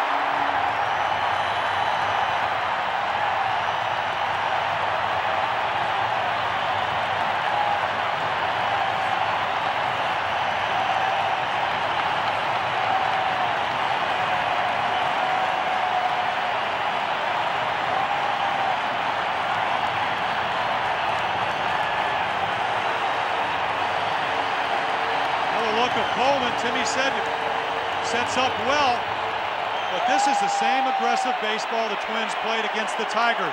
Bush stole 3 bases in that series after only stealing 10 all year. Great slide enables him to get around Tony Peña. The throw is on the money. Look at the slide, back edge, and Lee Wire right there to call it.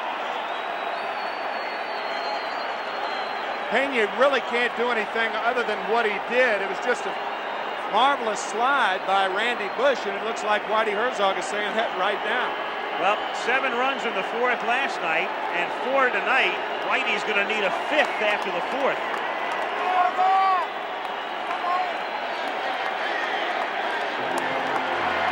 That slide, reminiscent of a slide by Jim Sundberg in the World Series a couple of years ago against the Cardinals.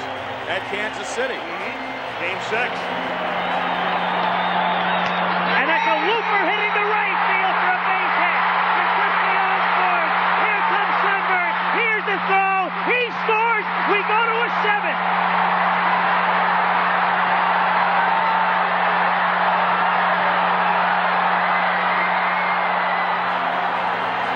Well, you can afford to take chances.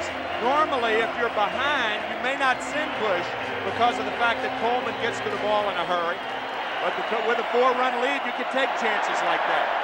Peña blocks it, no advance. Brunansky is at second base. Laudner, he of the 191 average at first, and Gladden, the 9th man to bat in the inning. Last night, the Twins sent 11 men to the plate in the 4th, and tonight they hit around. It's what you said about outs. 1 out, you don't take a gamble. 2 outs, you do, and it paid off.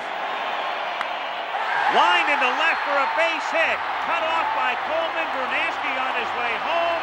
The throw is cut off. 6-0.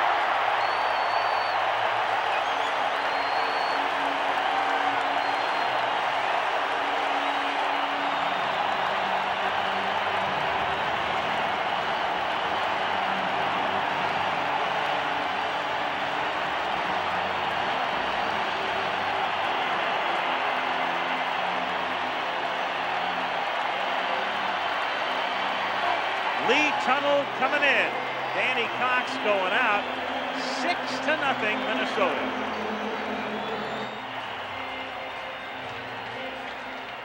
Danny Gladden reacting to yet another Minnesota run. 6-0. Danny Cox is back on the bench. We talked about him being a big game pitcher, and what did Mick Jagger say? You can't always get what you want. I think right now you assess what went wrong and hope you get another chance. Here's Gagne now, the 10th man to bat in the inning. Lee Tunnel, who started the season in the minor leagues in Louisville, was with the Pirates for a couple of seasons. And this year with the Cardinals, swingman, made 9 starts and relieved in 23 other games. Little looper down the line. That's trouble, and that's a base hit. And that will score another run on a double by Gagne.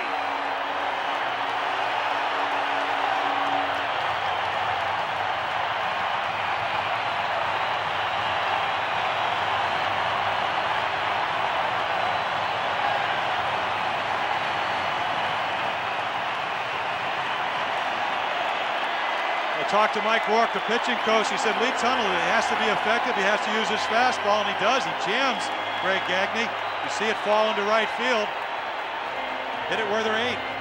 And he did. Didn't hit it hard. Kirby Puckett, the 11th man to bat in the inning, and so in the last 2 nights, 22 Twins have come up in the 4th. 7-0 Minnesota. 2 out. Strike. 0-1.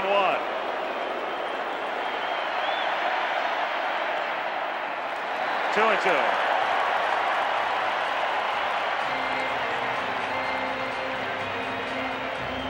We saw a look at Ricky Horton. The reason he's up is because Herbeck's on deck. So as a pitcher, you want to make a perfect pitch. You know, if you give up 2 runs. Every 2-2 count, the Twins take their hats off. Very strange. It's the 3rd, and Oquendo throws him out. So they get Puckett, but in the inning, 11 men come to the plate. The Twins score 6, lead 7-0 going to the 5th inning, and we'll be back after this word from your local station. Kirby Puckett throws one to the gap in right center for a base hit. Ford cuts it off and holds him to a single. Hit to right field and in front of Ford for a base hit. Puckett will stop at second. And he's on. So Gaetti walks and they're loaded for Bush. Whacked down into the corner, and that will score Puckett. It will score Herbeck, and the Twins lead 3-0. And he hits it into left field for a base hit. Gaetti comes in to score. Here comes the throw to the plate. Pena's tag is not in time on Bush. 5-0. Line into left for a base hit. Cut off by Coleman. Brunansky on his way home. The throw is cut off. 6-0.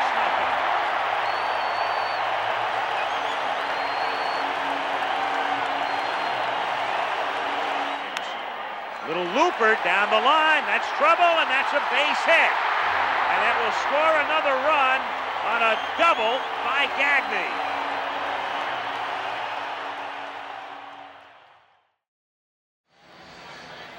Yes, the roof is still in place at the Metrodome. A wild scene, though, underneath. Cardinals having enormous problems scoring runs. 1 last night, none tonight. They got the 6 in Game 7, but only 1 in Game 6 against the Giants. But that was enough to win the game. Pendleton fouls it away. I'll tell you, in Dan Deerdorf's business, designated hitter took on a little bit of a different tone, Yeah. did it not, for 14 years? Hit to right field toward the corner. That's a base hit. Brunansky plays it off the canvas and holds him to a single. And Pendleton, for a couple of reasons, with the strained side and the residual effect of the ankle in San Francisco and down by 7, was really not thinking double to begin with. Only the first time tonight that the Cardinals have had their leadoff runner on. And they only scored 1 run last night. Only the double in the second inning was the only other time they've had their leadoff hitter on. Only the second time in 2 games, 14 innings. So Pendleton with a long single, and Herbeck can afford to play off the bag with this big lead as Ford takes outside, ball 1. Well, if it wasn't 7-0, you would have seen Pendleton, even with the bad ribs, most likely go to second base. It's another part of the home field advantage. Bernansky's ability to play the right field corner so well, and a strong throwing arm, as you saw. 2-0 the count now on Kurt Ford, who singled, a looping single in the second inning. Well, a good thing about a 6-run inning is that you get the 6 runs, but a bad thing is that you have to sit on the bench a long time, and sometimes you don't ever get loose again. Blyleven, the first pitch, smack to right. Now he's 2-0. In there, and the count 2-1. Check out Pendleton now and the way he made the turn at first. Well, you can see clearly that the ribs are bothering him, and the addition of the 7-run deficit, no way you're going to go to second base. 3-1.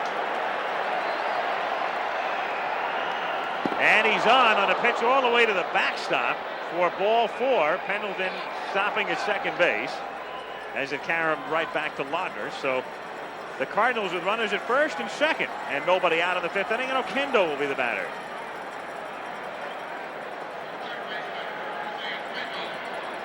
Well, he really wasn't throwing that fast, but 3-1 count as you take another look. Trying to throw the ball right for the middle of the plate. I got to say that his arm might be a little stiff.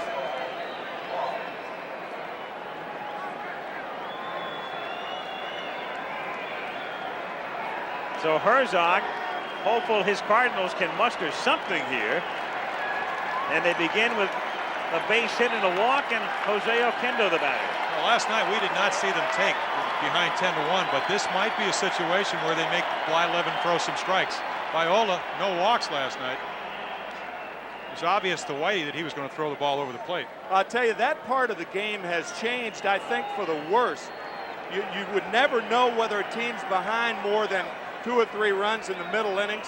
The way the game is played nowadays, because guys don't take as often. They don't take that strike anymore. It was in vogue 2 decades ago, but not so now.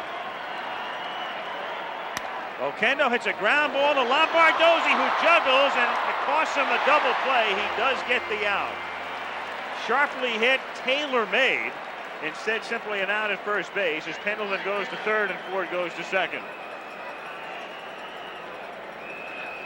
As you said, Timmy, or Al, perfect double play right to Lombardozzi, but it comes up. Can't see from that angle, and he gets the out at first. Didn't look, Tim, that he was anticipating the pivot. Ball comes up right there off the heel of his glove and keeps the double play in order, but keeps him from getting one too. Well, that's true, but with the 7-run lead, 1 out is very important, and infielders keep reminding themselves, make sure the sure out. But certainly that ball is a double play ball. Pena the batter with the infield back, and he hits a ground ball to third. That'll score a run. Gaetti throws to first for the out, and Ford advances to third. Gary, at that point, just thinking about one thing with his big lead and getting the out. Ford held up between second and third, and then advanced once Gaetti made his throw across the diamond. So the Cardinals are on the board, and it's 7-1. As a matter of fact, had Gaetti gone to second, he could have gotten Ford in a rundown. Ford was hung up. But with the, as we said, the infielders, first thing that they want to do is make sure of 1 out. You're going to give up a run for an out with a 7-run lead, and that's what Gary did then. Coleman now 0 for 6 in this series. Ford at third, 0-1. And it's grounded foul, and the count is 0-2. So often you look at the big lead and you think that it's sometimes insurmountable, but I'll tell you what, if Coleman gets a hit at 7-2 and you know he's going to steal. Yep. Did it 109 times this year. So what you're talking about is a 7-2 game with a guy on second. The next guy gets a base hit, it's all of a sudden 7-3. You start looking down the right field line or left field line to see if they got somebody in the bullpen. Pulled, strike three. Cardinals get a run in the fifth after 4.5, 7-1, Minnesota. Success Stories, brought to you by Citicorp. In the history of baseball, 9 teams had attempted to come back after losing the first 2 games of the World Series at home, and 9 teams had failed. That is, until the 1985 Kansas City Royals came around. The Royals rewarded manager Dick Howser's confidence with a dramatic come-from-behind 7-game triumph over the St. Louis Cardinals. The Gutty Royals have survived seemingly insurmountable odds and succeeded in bringing the franchise its first World Championship. While you were viewing the commercial, here's what Whitey Herzog was doing. He again is talking about Bert Blyleven not coming to a stop. And with Terry Pendleton at first base on that 2-1, 3-1 count to Curt Ford, he was yelling at Lee Wire, the home plate umpire, telling him that Blyleven was not coming to a stop and therefore the pursuing argument. Herbeck now in the bottom of the 5th inning to start things off, followed by Gaetti and Bush. Minnesota leading 7-1, trying to go up 2-0 in the series. Off day tomorrow, game 3 Tuesday at Busch Stadium. 2-0.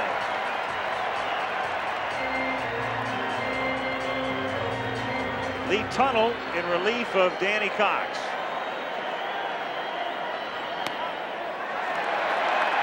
$3-0.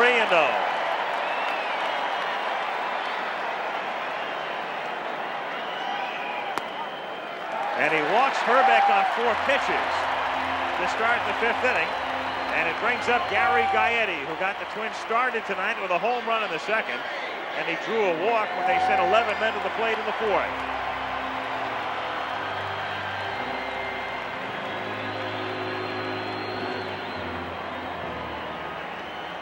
Here's Bert Blyleven coming set against Curt Ford.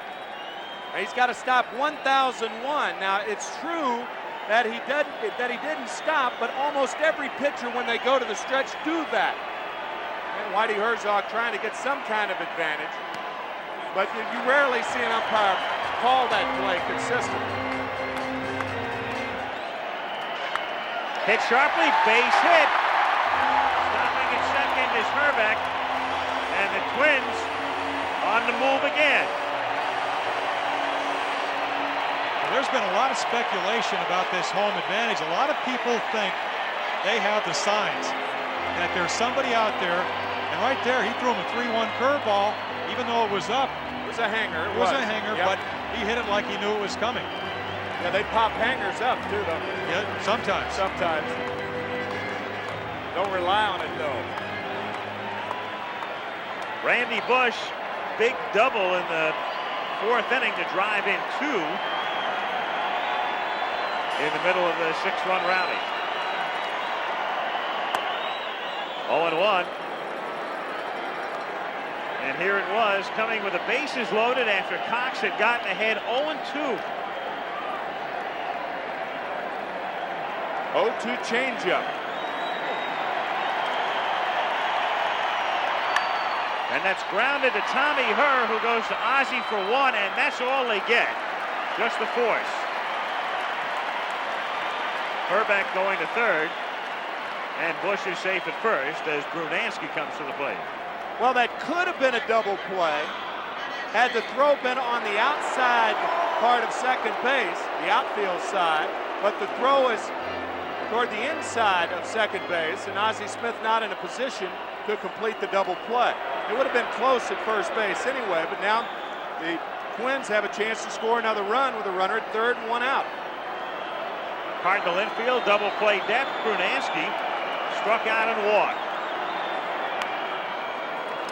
0-1. Bush bluffs, throw back by Pena, got him on a backhand tag by Dan Dreesen. So Bush bluffed going, the second had to come back, and Pena whipping it down to 1st, and Dreesen putting the glove on it. He whipped it down to 1st on a very difficult pitch to throw the ball inside, and Dreesen with a very quick tag. It looked like he was in there. It was a high tag, wasn't it? I don't think he gets to the bag till after he tags him. We might be able to see from this angle. Again, aggressive, whether you're down 7-1 or whatever. Right here, he does tag him high, but yeah, he did. You're right. Didn't get his hand in there. Yep. And Bernansky takes a strike to make the count 1-2. So 2 down now with Herbeck at third. Bottom of the 5th inning, Minnesota leading 7-1. To center field and to McGee for the out. No runs ahead, leave 1. Still after 5, Minnesota 7, St. Louis 1. Going to the 6th inning in Minnesota, Al Michaels, Jim Palmer, and Tim McCarver. Game 2 of the World Series. Twins on top, 7-1. It'll be Ozzie Smith, Tommy Herr, and Dan Dreesen in the 6th. Ozzie 1 for 2, takes a strike.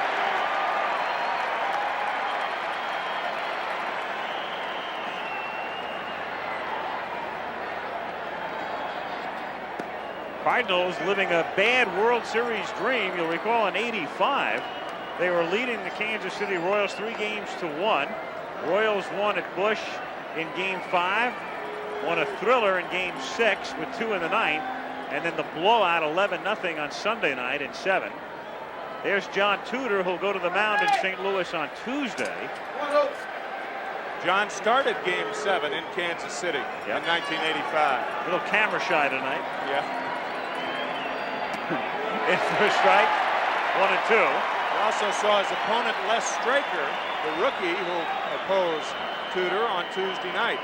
The matchup you talked about, Straker 8-10, Tudor 10-2. Just off the plate.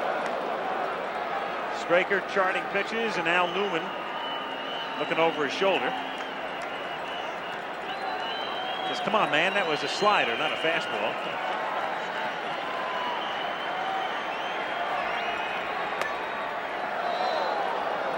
Check, swing, no swing, says Ken Kaiser.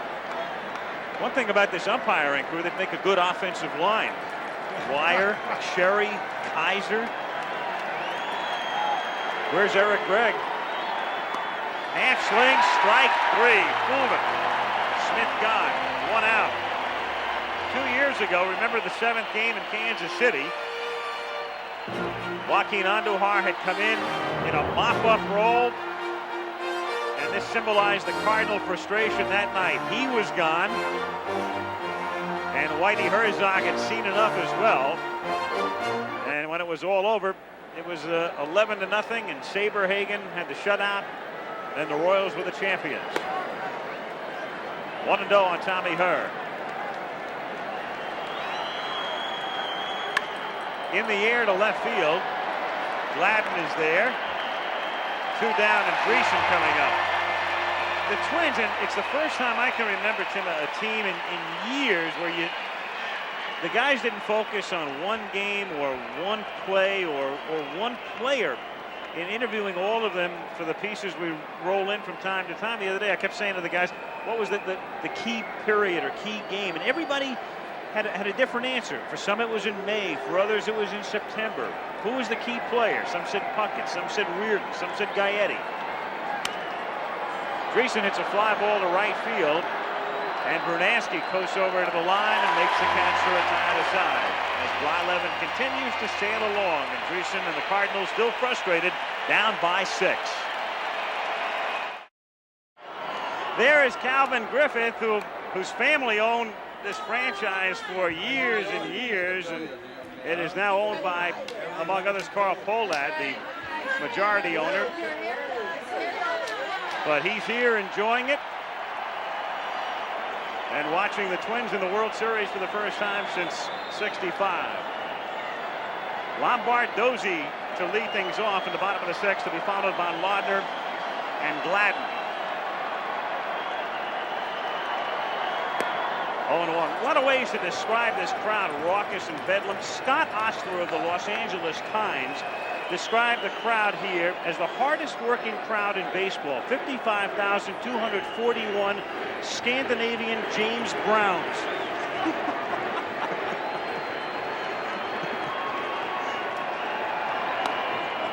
They feel good, and you knew that they would. Scott Osler, what a line. 0-2 the count on Lombardozzi. And down he goes on 3.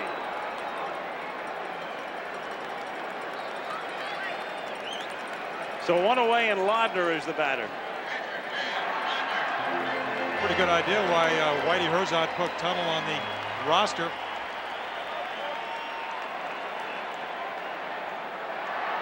Only the 3rd hit in postseason play for Laudner, but every one of them have been productive base hits. Strike to Laudner. You could see from that replay that Ozzie Smith playing him up the middle then has moved over a little bit. Not as quite up the middle. Apparently the scouting report said that when we saw it last night, he went the other way. Hit the ball to right field. 1-1. But you know, Tim, as well as I, and I pitched on artificial turf, hated it. If they hit the ball as hard as Laudner did, it better be at somebody or it's going to be through the infield before you can even make a move, even if you do have the skills of Ozzie Smith. Laudner wants Wire to check the ball, and the count is 2-1.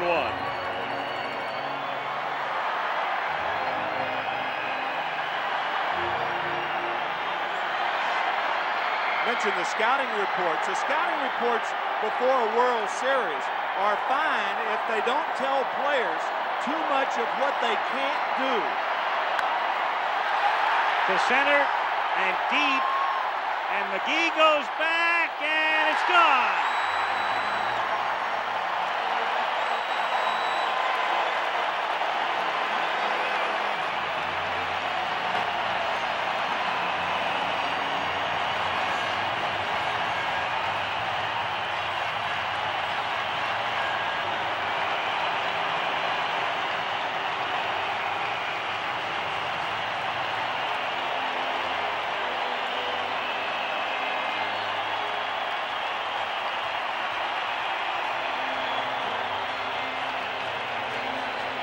Number 17 for the year for Timmy Laudner.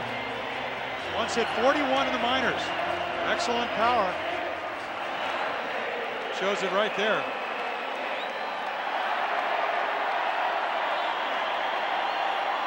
Puckett has that played down to a science, as Kirby has robbed several of home runs this year, but not McGee here. And Laudner, who hit 16 during the regular season, has made it 8-1 with 1 out of the bases empty.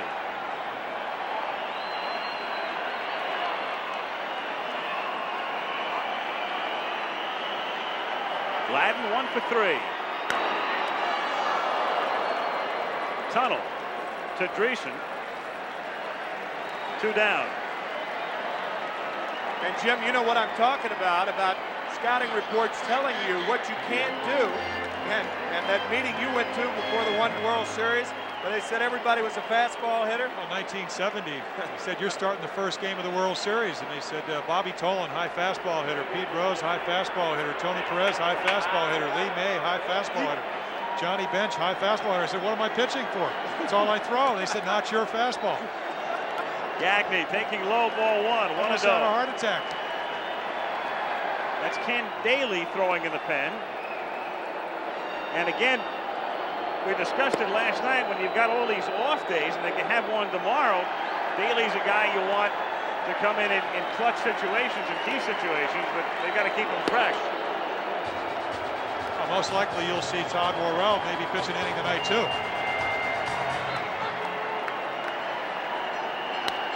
That's grounded down to short, and Ozzie Smith scoops it up. Patented play, and the inning is over. But the Twins get a run on the homer by Laudner and lead by a score of 8-1.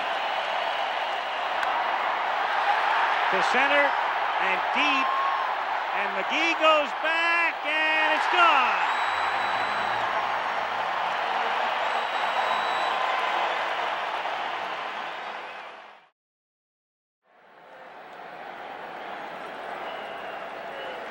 Well, that most happy fella is Carl Pohlad with his wife Eloise, buying the team from the Griffith family. And watching his team on top by a score of 8-1 as McGee starts things here in the 7th inning. You know, the remarkable thing about the Twins, and we've touched on it in the first 2 games, and most of you are aware of it, as they came from the depths of the standings last year, finishing 6th, and they were last until the final week of the season, and then coming out of nowhere. But this was a team whose very future in this area was in question and in jeopardy a couple of years ago.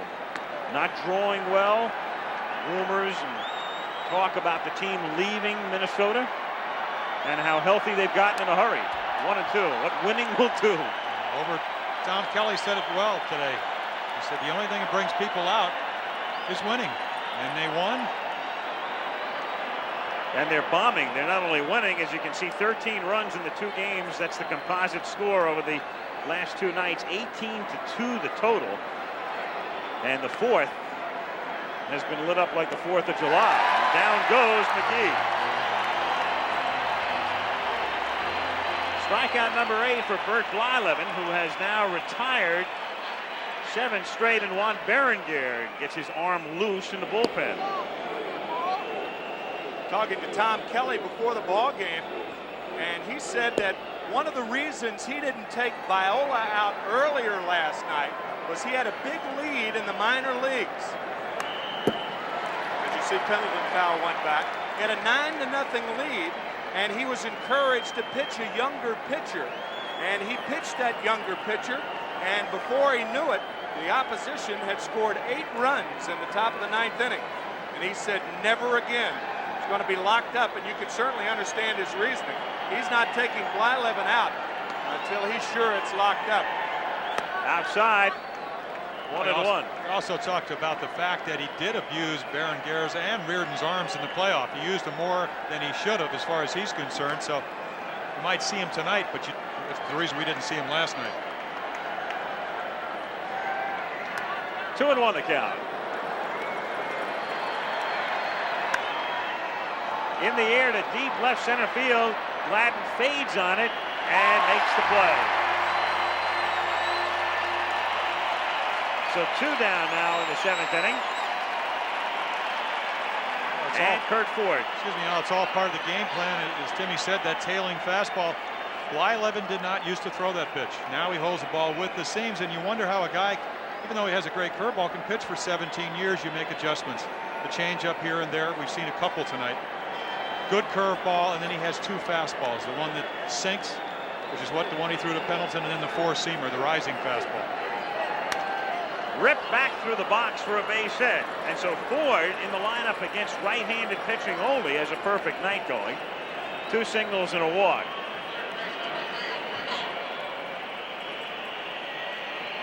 Well, you have a tendency to throw more fastballs when you have a 7-run lead. Just trying to get ahead of the hitters. Do not want to walk him. I'll tell you, that's the biggest argument about the radar gun. The radar gun doesn't gauge movement and location. And movement and location get hitters out much more than velocity. I think there's a reason for the radar gun. It's good for injuries, a guy coming back from injuries, just to rehabilitation to see if he's got strength in his arm. That's hit back through the box for a base hit. So again, a single to center field with 2 down. Ford advancing to second, and it will bring up Pena. Just emphasizes your point about location. He has thrown 2 balls in the middle of the plate. We're here in the 7th inning at 86 miles per hour on a slow gun, and yet the position of the ball, as we look at some of the concessions, which look pretty good, really dictates what kind of swings the Cardinal hitters are going to have. Ball in the middle of the plate, they're going to hit the ball hard, especially contact hitters, and that's what you have to characterize the Cardinal team as now that Jack Clark is not active. Another point is I think a lot of people in baseball become overly enamored with keeping the ball down. They say all you have to do is keep the ball down, when in effect working a hitter in and out is what gets him out. If the ball's over the fat part of the plate, it matters not whether it's up or down. They're going to nail it.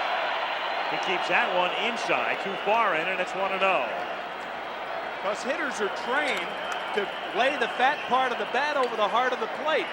If it's inside, it's on the handle. If it's outside, it's on the outside part of the bat, off the end of the bat. You try to keep the ball as a catcher and a pitcher off the good part of the bat. You can do no more than that. That's your job.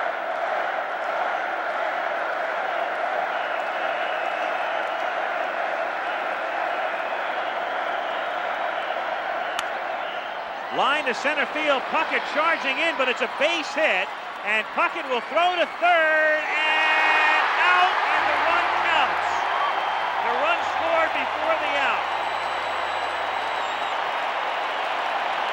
But the Cardinals run themselves out of the inning after they pick up one. A run, 3 hits, and a look again here. This out is recorded after Ford touched home. Minnesota doesn't care whether it's after or before.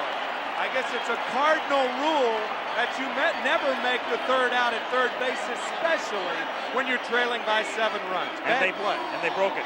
Yep. You're seeing Oquendo slide into third. You see why in the American League they do not run on Kirby Puckett. And also, as you said, Tim, you do not make the third out at third base. Lee Wire doing his job at home plate. The run counts. Kurt Ford scored before we saw Oquendo tagged out at third. At this point in the game, though, you don't like to see the run score, but you will trade a run for an out. Oh, yeah. Especially with an 8-1 lead. Yes, sir. Whistles out in force.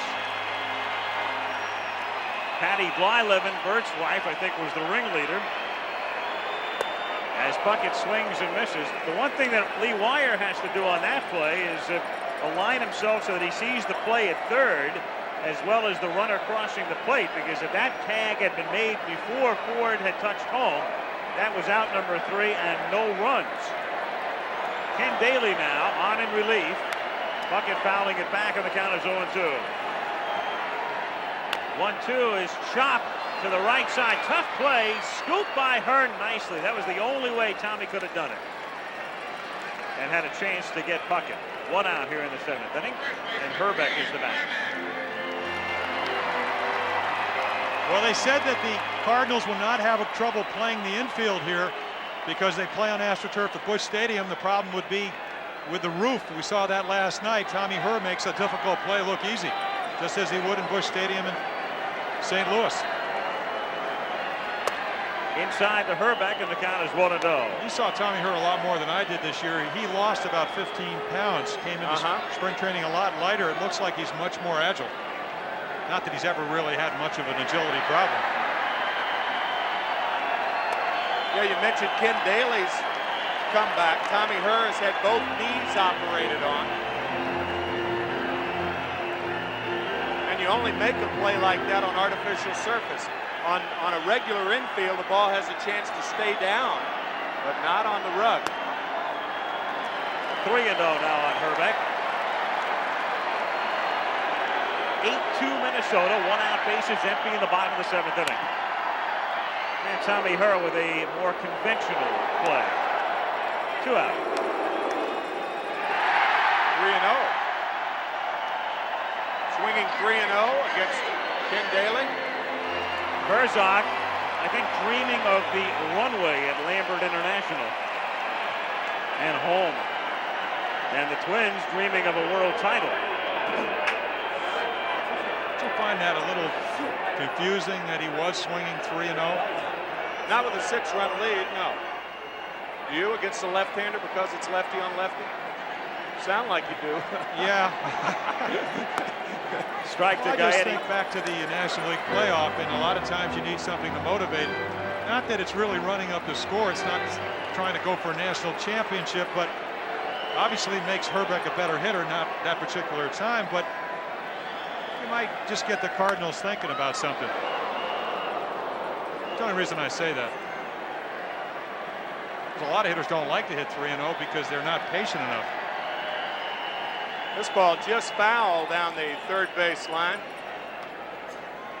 Gaetti is locked in, isn't he? Hitting a lot of balls hard. He was the MVP in the playoffs, and he's already 4 for 7 in the World Series.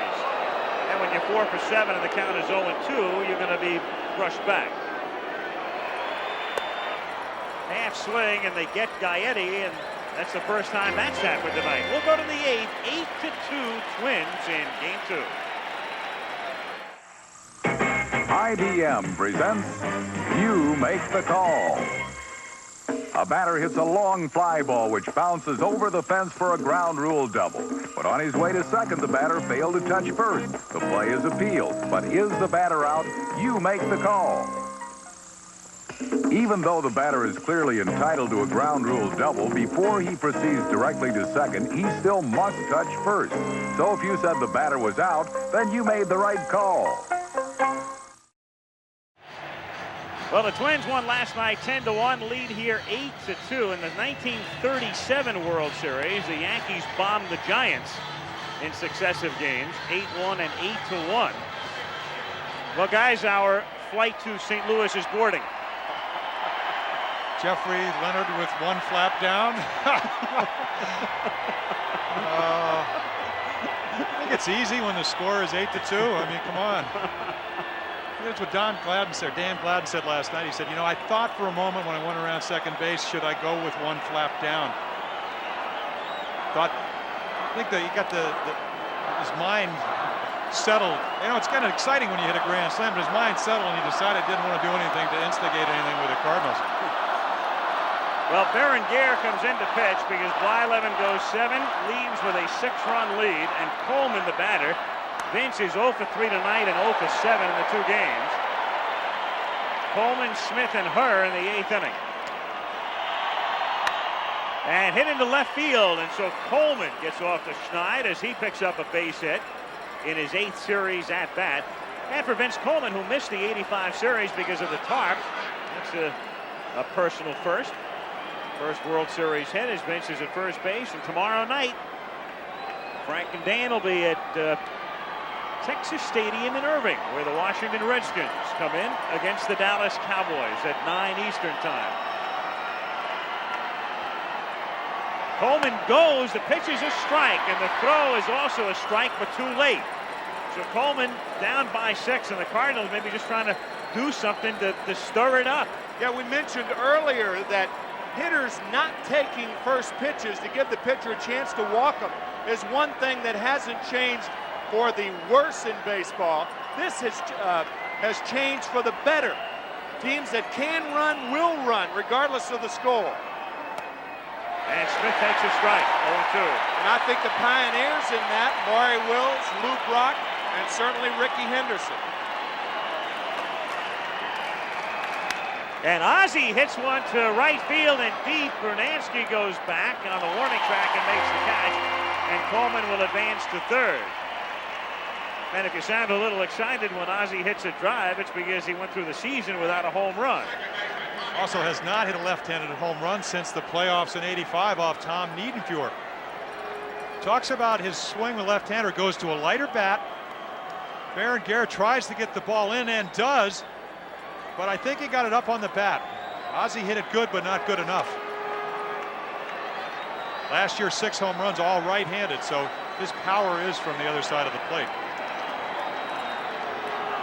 Tommy Herr, he too has drawn a blank in the series, and he hits one softly backhanded by Lombardozzi. Coleman holds the third.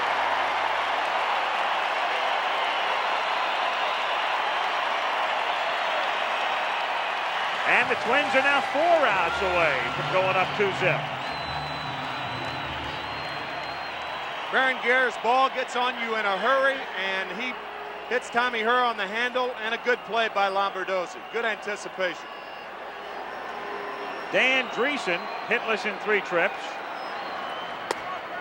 1-0. Jim mentioned the control of Berenguer. I have a line for you to read. On June 2nd, Berenguer pitched 3 2/3 innings. He pitched 114 pitches. And Dreesen hits one to right field. Bernansky leaps up, and it's way over his head. Plays the carom, though, very well. Dreesen still has a double, and Coleman can trot in. And Coleman trotting in that time with 2 down to make it 8-3. It doesn't matter how good a right fielder you are on this one. He makes a great effort, but the ball's too high off what you called last night, Timmy, the hefty bag out there. This is a fence they put up about 3 years ago. It used to be just a 7-foot fence. That would have been a home run. As it turns out, just a double. And the batter is McGee. And that line for Berenguer? 3 2/3 innings, 114 pitches, 9 bases on balls, 5 strikeouts, 3 bases loaded walks, and more 3-ball counts than outs. McGee pops it up. That game had to go 4 hours. Now back out of play. Can you imagine throwing 114 pitches in 3 2/3 innings? You imagine Tom Kelly letting him. Yeah. Must have either had a lead or a big deficit. In all fairness to Juan, though, he did have some elbow problems, and had him 1 year. You do have a way of sometimes losing the plate. That was at Fenway Park. Well, that explains it all. Have you ever pitched there? You toe the rubber, look at the fence, the plate starts dancing. That's hit into left center field, and that's going to fall for a base hit. Danny Dreesen comes in to score, and the Cardinals are sneaking up. It's now 8-4. So 2 runs off Berenguer, 2 down, and Terry Pendleton the batter.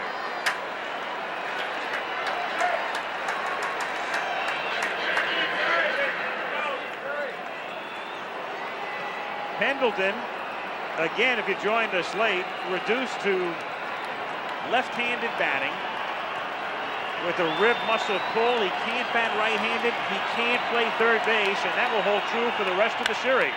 Hits it sharply. Lombardozzi knocks it down, keeps it in front of him, and throws him out. Card settled for 2 after 7.5. 8-4 Twins. That is very interesting, because when you think that a team takes a 2-0 lead, they have a tremendous advantage, and they normally do, but more than half the teams, 9 of the last 15 that had that lead, lost the series, including the Cardinals in 1985. Boston last year. Of the last 15, Boston, exactly. Larkin leads things off, pinch hitting for Bush, and Gene hits a fly ball to McGee for out number 1. So 1 down here in the bottom of the 8th inning. And Brunansky is the batter, and Herzog is going to go to the bullpen. He's going to bring Worrell in here. So with the right-hand batting Brunansky coming up, it will be Todd Worrell who comes in from the bullpen. Whitey getting his ace reliever some work. And of course, this one is not over and done with yet. 8-4. Stranger things have happened. Brunansky now facing Worrell with 1 out and the bases empty in the bottom of the 8th inning.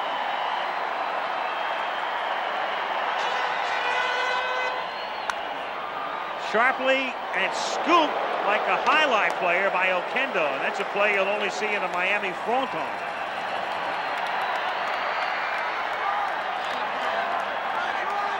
Well, watch Oquendo snag the pelota and gun out Bruno. Yeah, but did you have the Quinella on that one? 5-3. Your bet was down on Oquendo and Dreesen. That's right. Go to the pay window. 2 down. And now it's Roy Smalley who comes up to pinch hit for Lombardozzi. The veteran of many teams and many years here lines one to the gap, and great cutoff by Coleman. Smalley on his way to second, and Herr was off the bag, too late with a tag.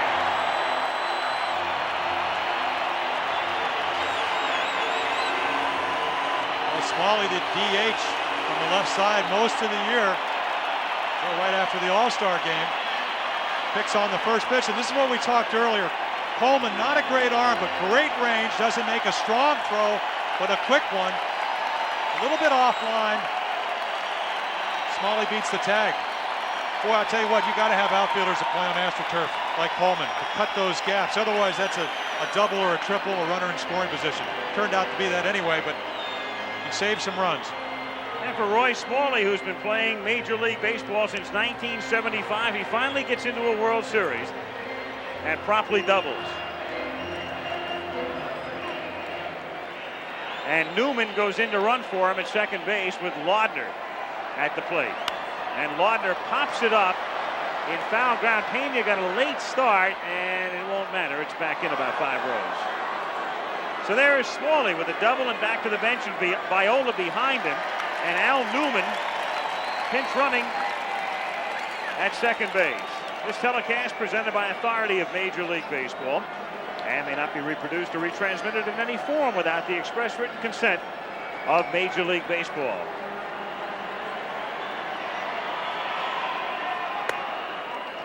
One and one. Only about 96 miles per hour, pretty good slider. The big pitch that he's come up with, not that he uses it very much, is a changeup. Got a key strikeout on Will Clark. Very questionable whether the ball was a strike, except the umpire called it. But something you don't expect with that kind of fastball. 33 saves on the year. Pena has no clue where it is, and it winds up back out of play. That's the speed gun tracking the pitch here. 1-2 outside. 2-2. It was a 90-mile-per-hour slider. That's how you get 33 saves with that kind of stuff. Full count. Well, that's one of the big reasons that Todd was made a reliever. AAA manager Jim Fregosi told Whitey Herzog that the second time through the order, he lost the 4 or 5 miles on the fastball. So Whitey suggested to Jim, who was the AAA manager at the time, make him a short man. He's the tallest short man in the major leagues.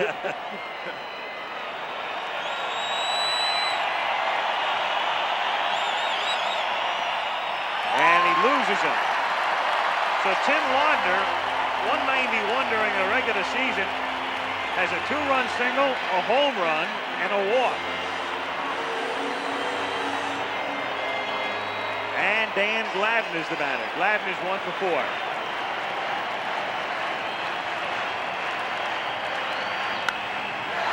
Drilled to center, but Fleet McGee gets there and makes it relatively routine. They threaten but come up empty to the ninth with the Twins leading 8-4.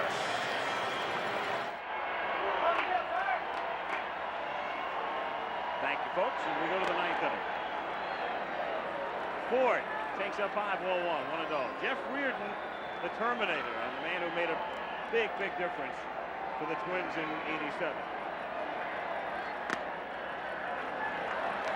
Relief pitcher in major leagues over the last 6 years with over 20 saves. Gossage did it for the last 5 years. This year, only 12.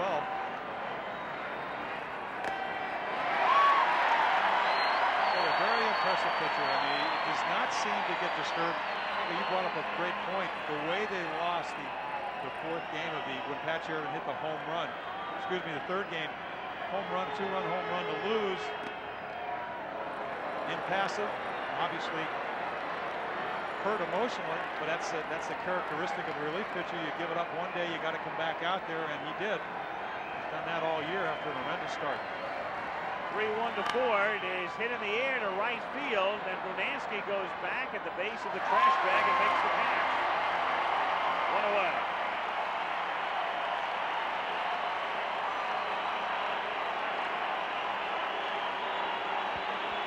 So the Cardinals with track power.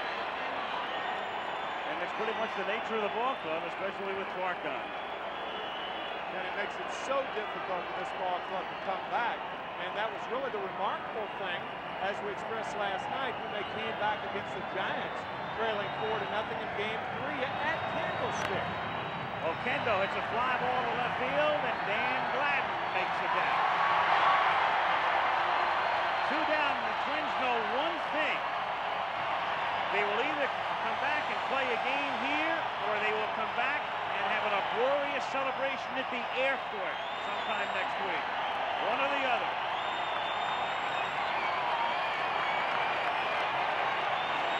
Most likely, if they do win in St. Louis, and speculating they will have it right here at the Metrodome as they did when they came back from Detroit, where over 50,000 people showed up, much to, I think, everybody's surprise. I would think that their mentality going into St. Louis, if they win this game, is to win one at Busch Stadium. That was their mentality going into Detroit. They ended up winning it there. Tony Pena. Strike.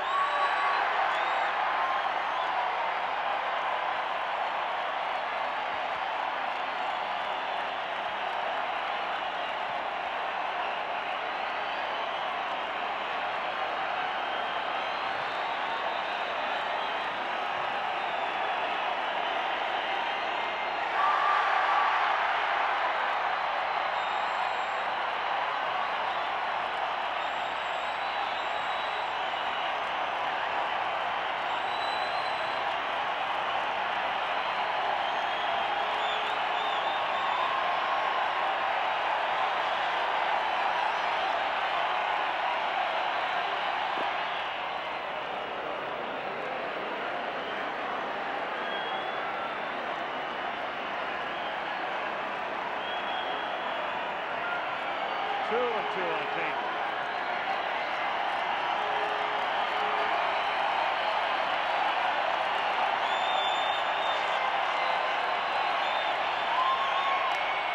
Grounded to Herbeck.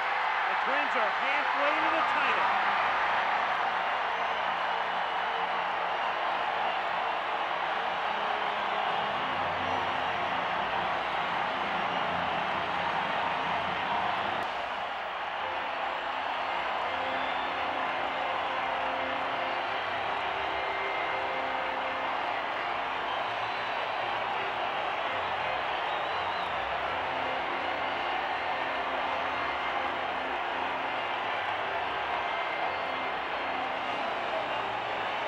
This story is not finished yet, but it is a very remarkable story and needs to be absorbed. This team was in last place with a week to go last year. Finished sixth, and they are in the World Series and leading 2 games to nothing. And let's go to Reggie.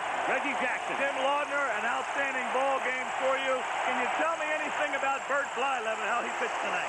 Had a super fastball, good curveball, which means that you can't expect to sit on the curveball and hit the fastball. You can throw it right by you, and that's what he did today. What are your thoughts now? You're up 2 games to nothing. You're going into St. Louis. You have 3 games over there. What are your thoughts going into that town? Well, they said all along that we couldn't play on the road. We proved that we could in Detroit. It's going to be a beehive down there, just like it was here for them. We're just going to go down there and do the best we can. You guys pitch a team like St. Louis any differently since they don't have a lot of pop in their lineup? They don't have a lot of power. You go at them any differently? Well, I tell you, Reg, we just try to have our pitchers do what they do best. Bert tonight with fastball, curveball. Frankie last night, fastball, changeup. Les is going to go down there on Tuesday night and throw fastball, changeup just like Frankie. And, you know, we're going to do the best we can. We can't be worried about their speed or their hitters. We need to get the most out of our pitchers. How do you explain a guy that hits 191, and I've played against you the last couple of years, you always seem to get a lot of big hits, a 2-run single, and a home run there to put the ball game away. Tim, I can't believe you're a 191 hitter. You get too many base hits for it. Well, I try not to dwell on any bats that I might have had previously, a bat at bats. Just try to go up to the plate and do the best job I can. We got people in scoring position. I try to put the bat on the ball and do what I can to help the club. You're making a believer out of me, and the Minnesota Twins are making believers out of the rest of the nation. Let's go back to Al, Mike. All right, Reggie. Carl Pohlad and his Twins on top, and we'll be back in a moment.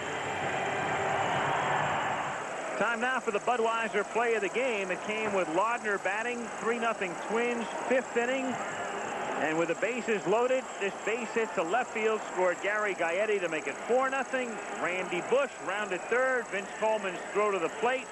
And Bush able to slide in safely to make it 5-0 en route to an 8-4 Minnesota win in Game 2. 4th inning as the Twins scored 6. Bush getting home plate with his left hand going by. Blyleven picks up the win, and Danny Cox takes the loss. Now this is Al Michaels for Jim Palmer and Tim McCarver saying so long from Minneapolis. The final score again in Game 2, the Twins 8 and the Cardinals 4.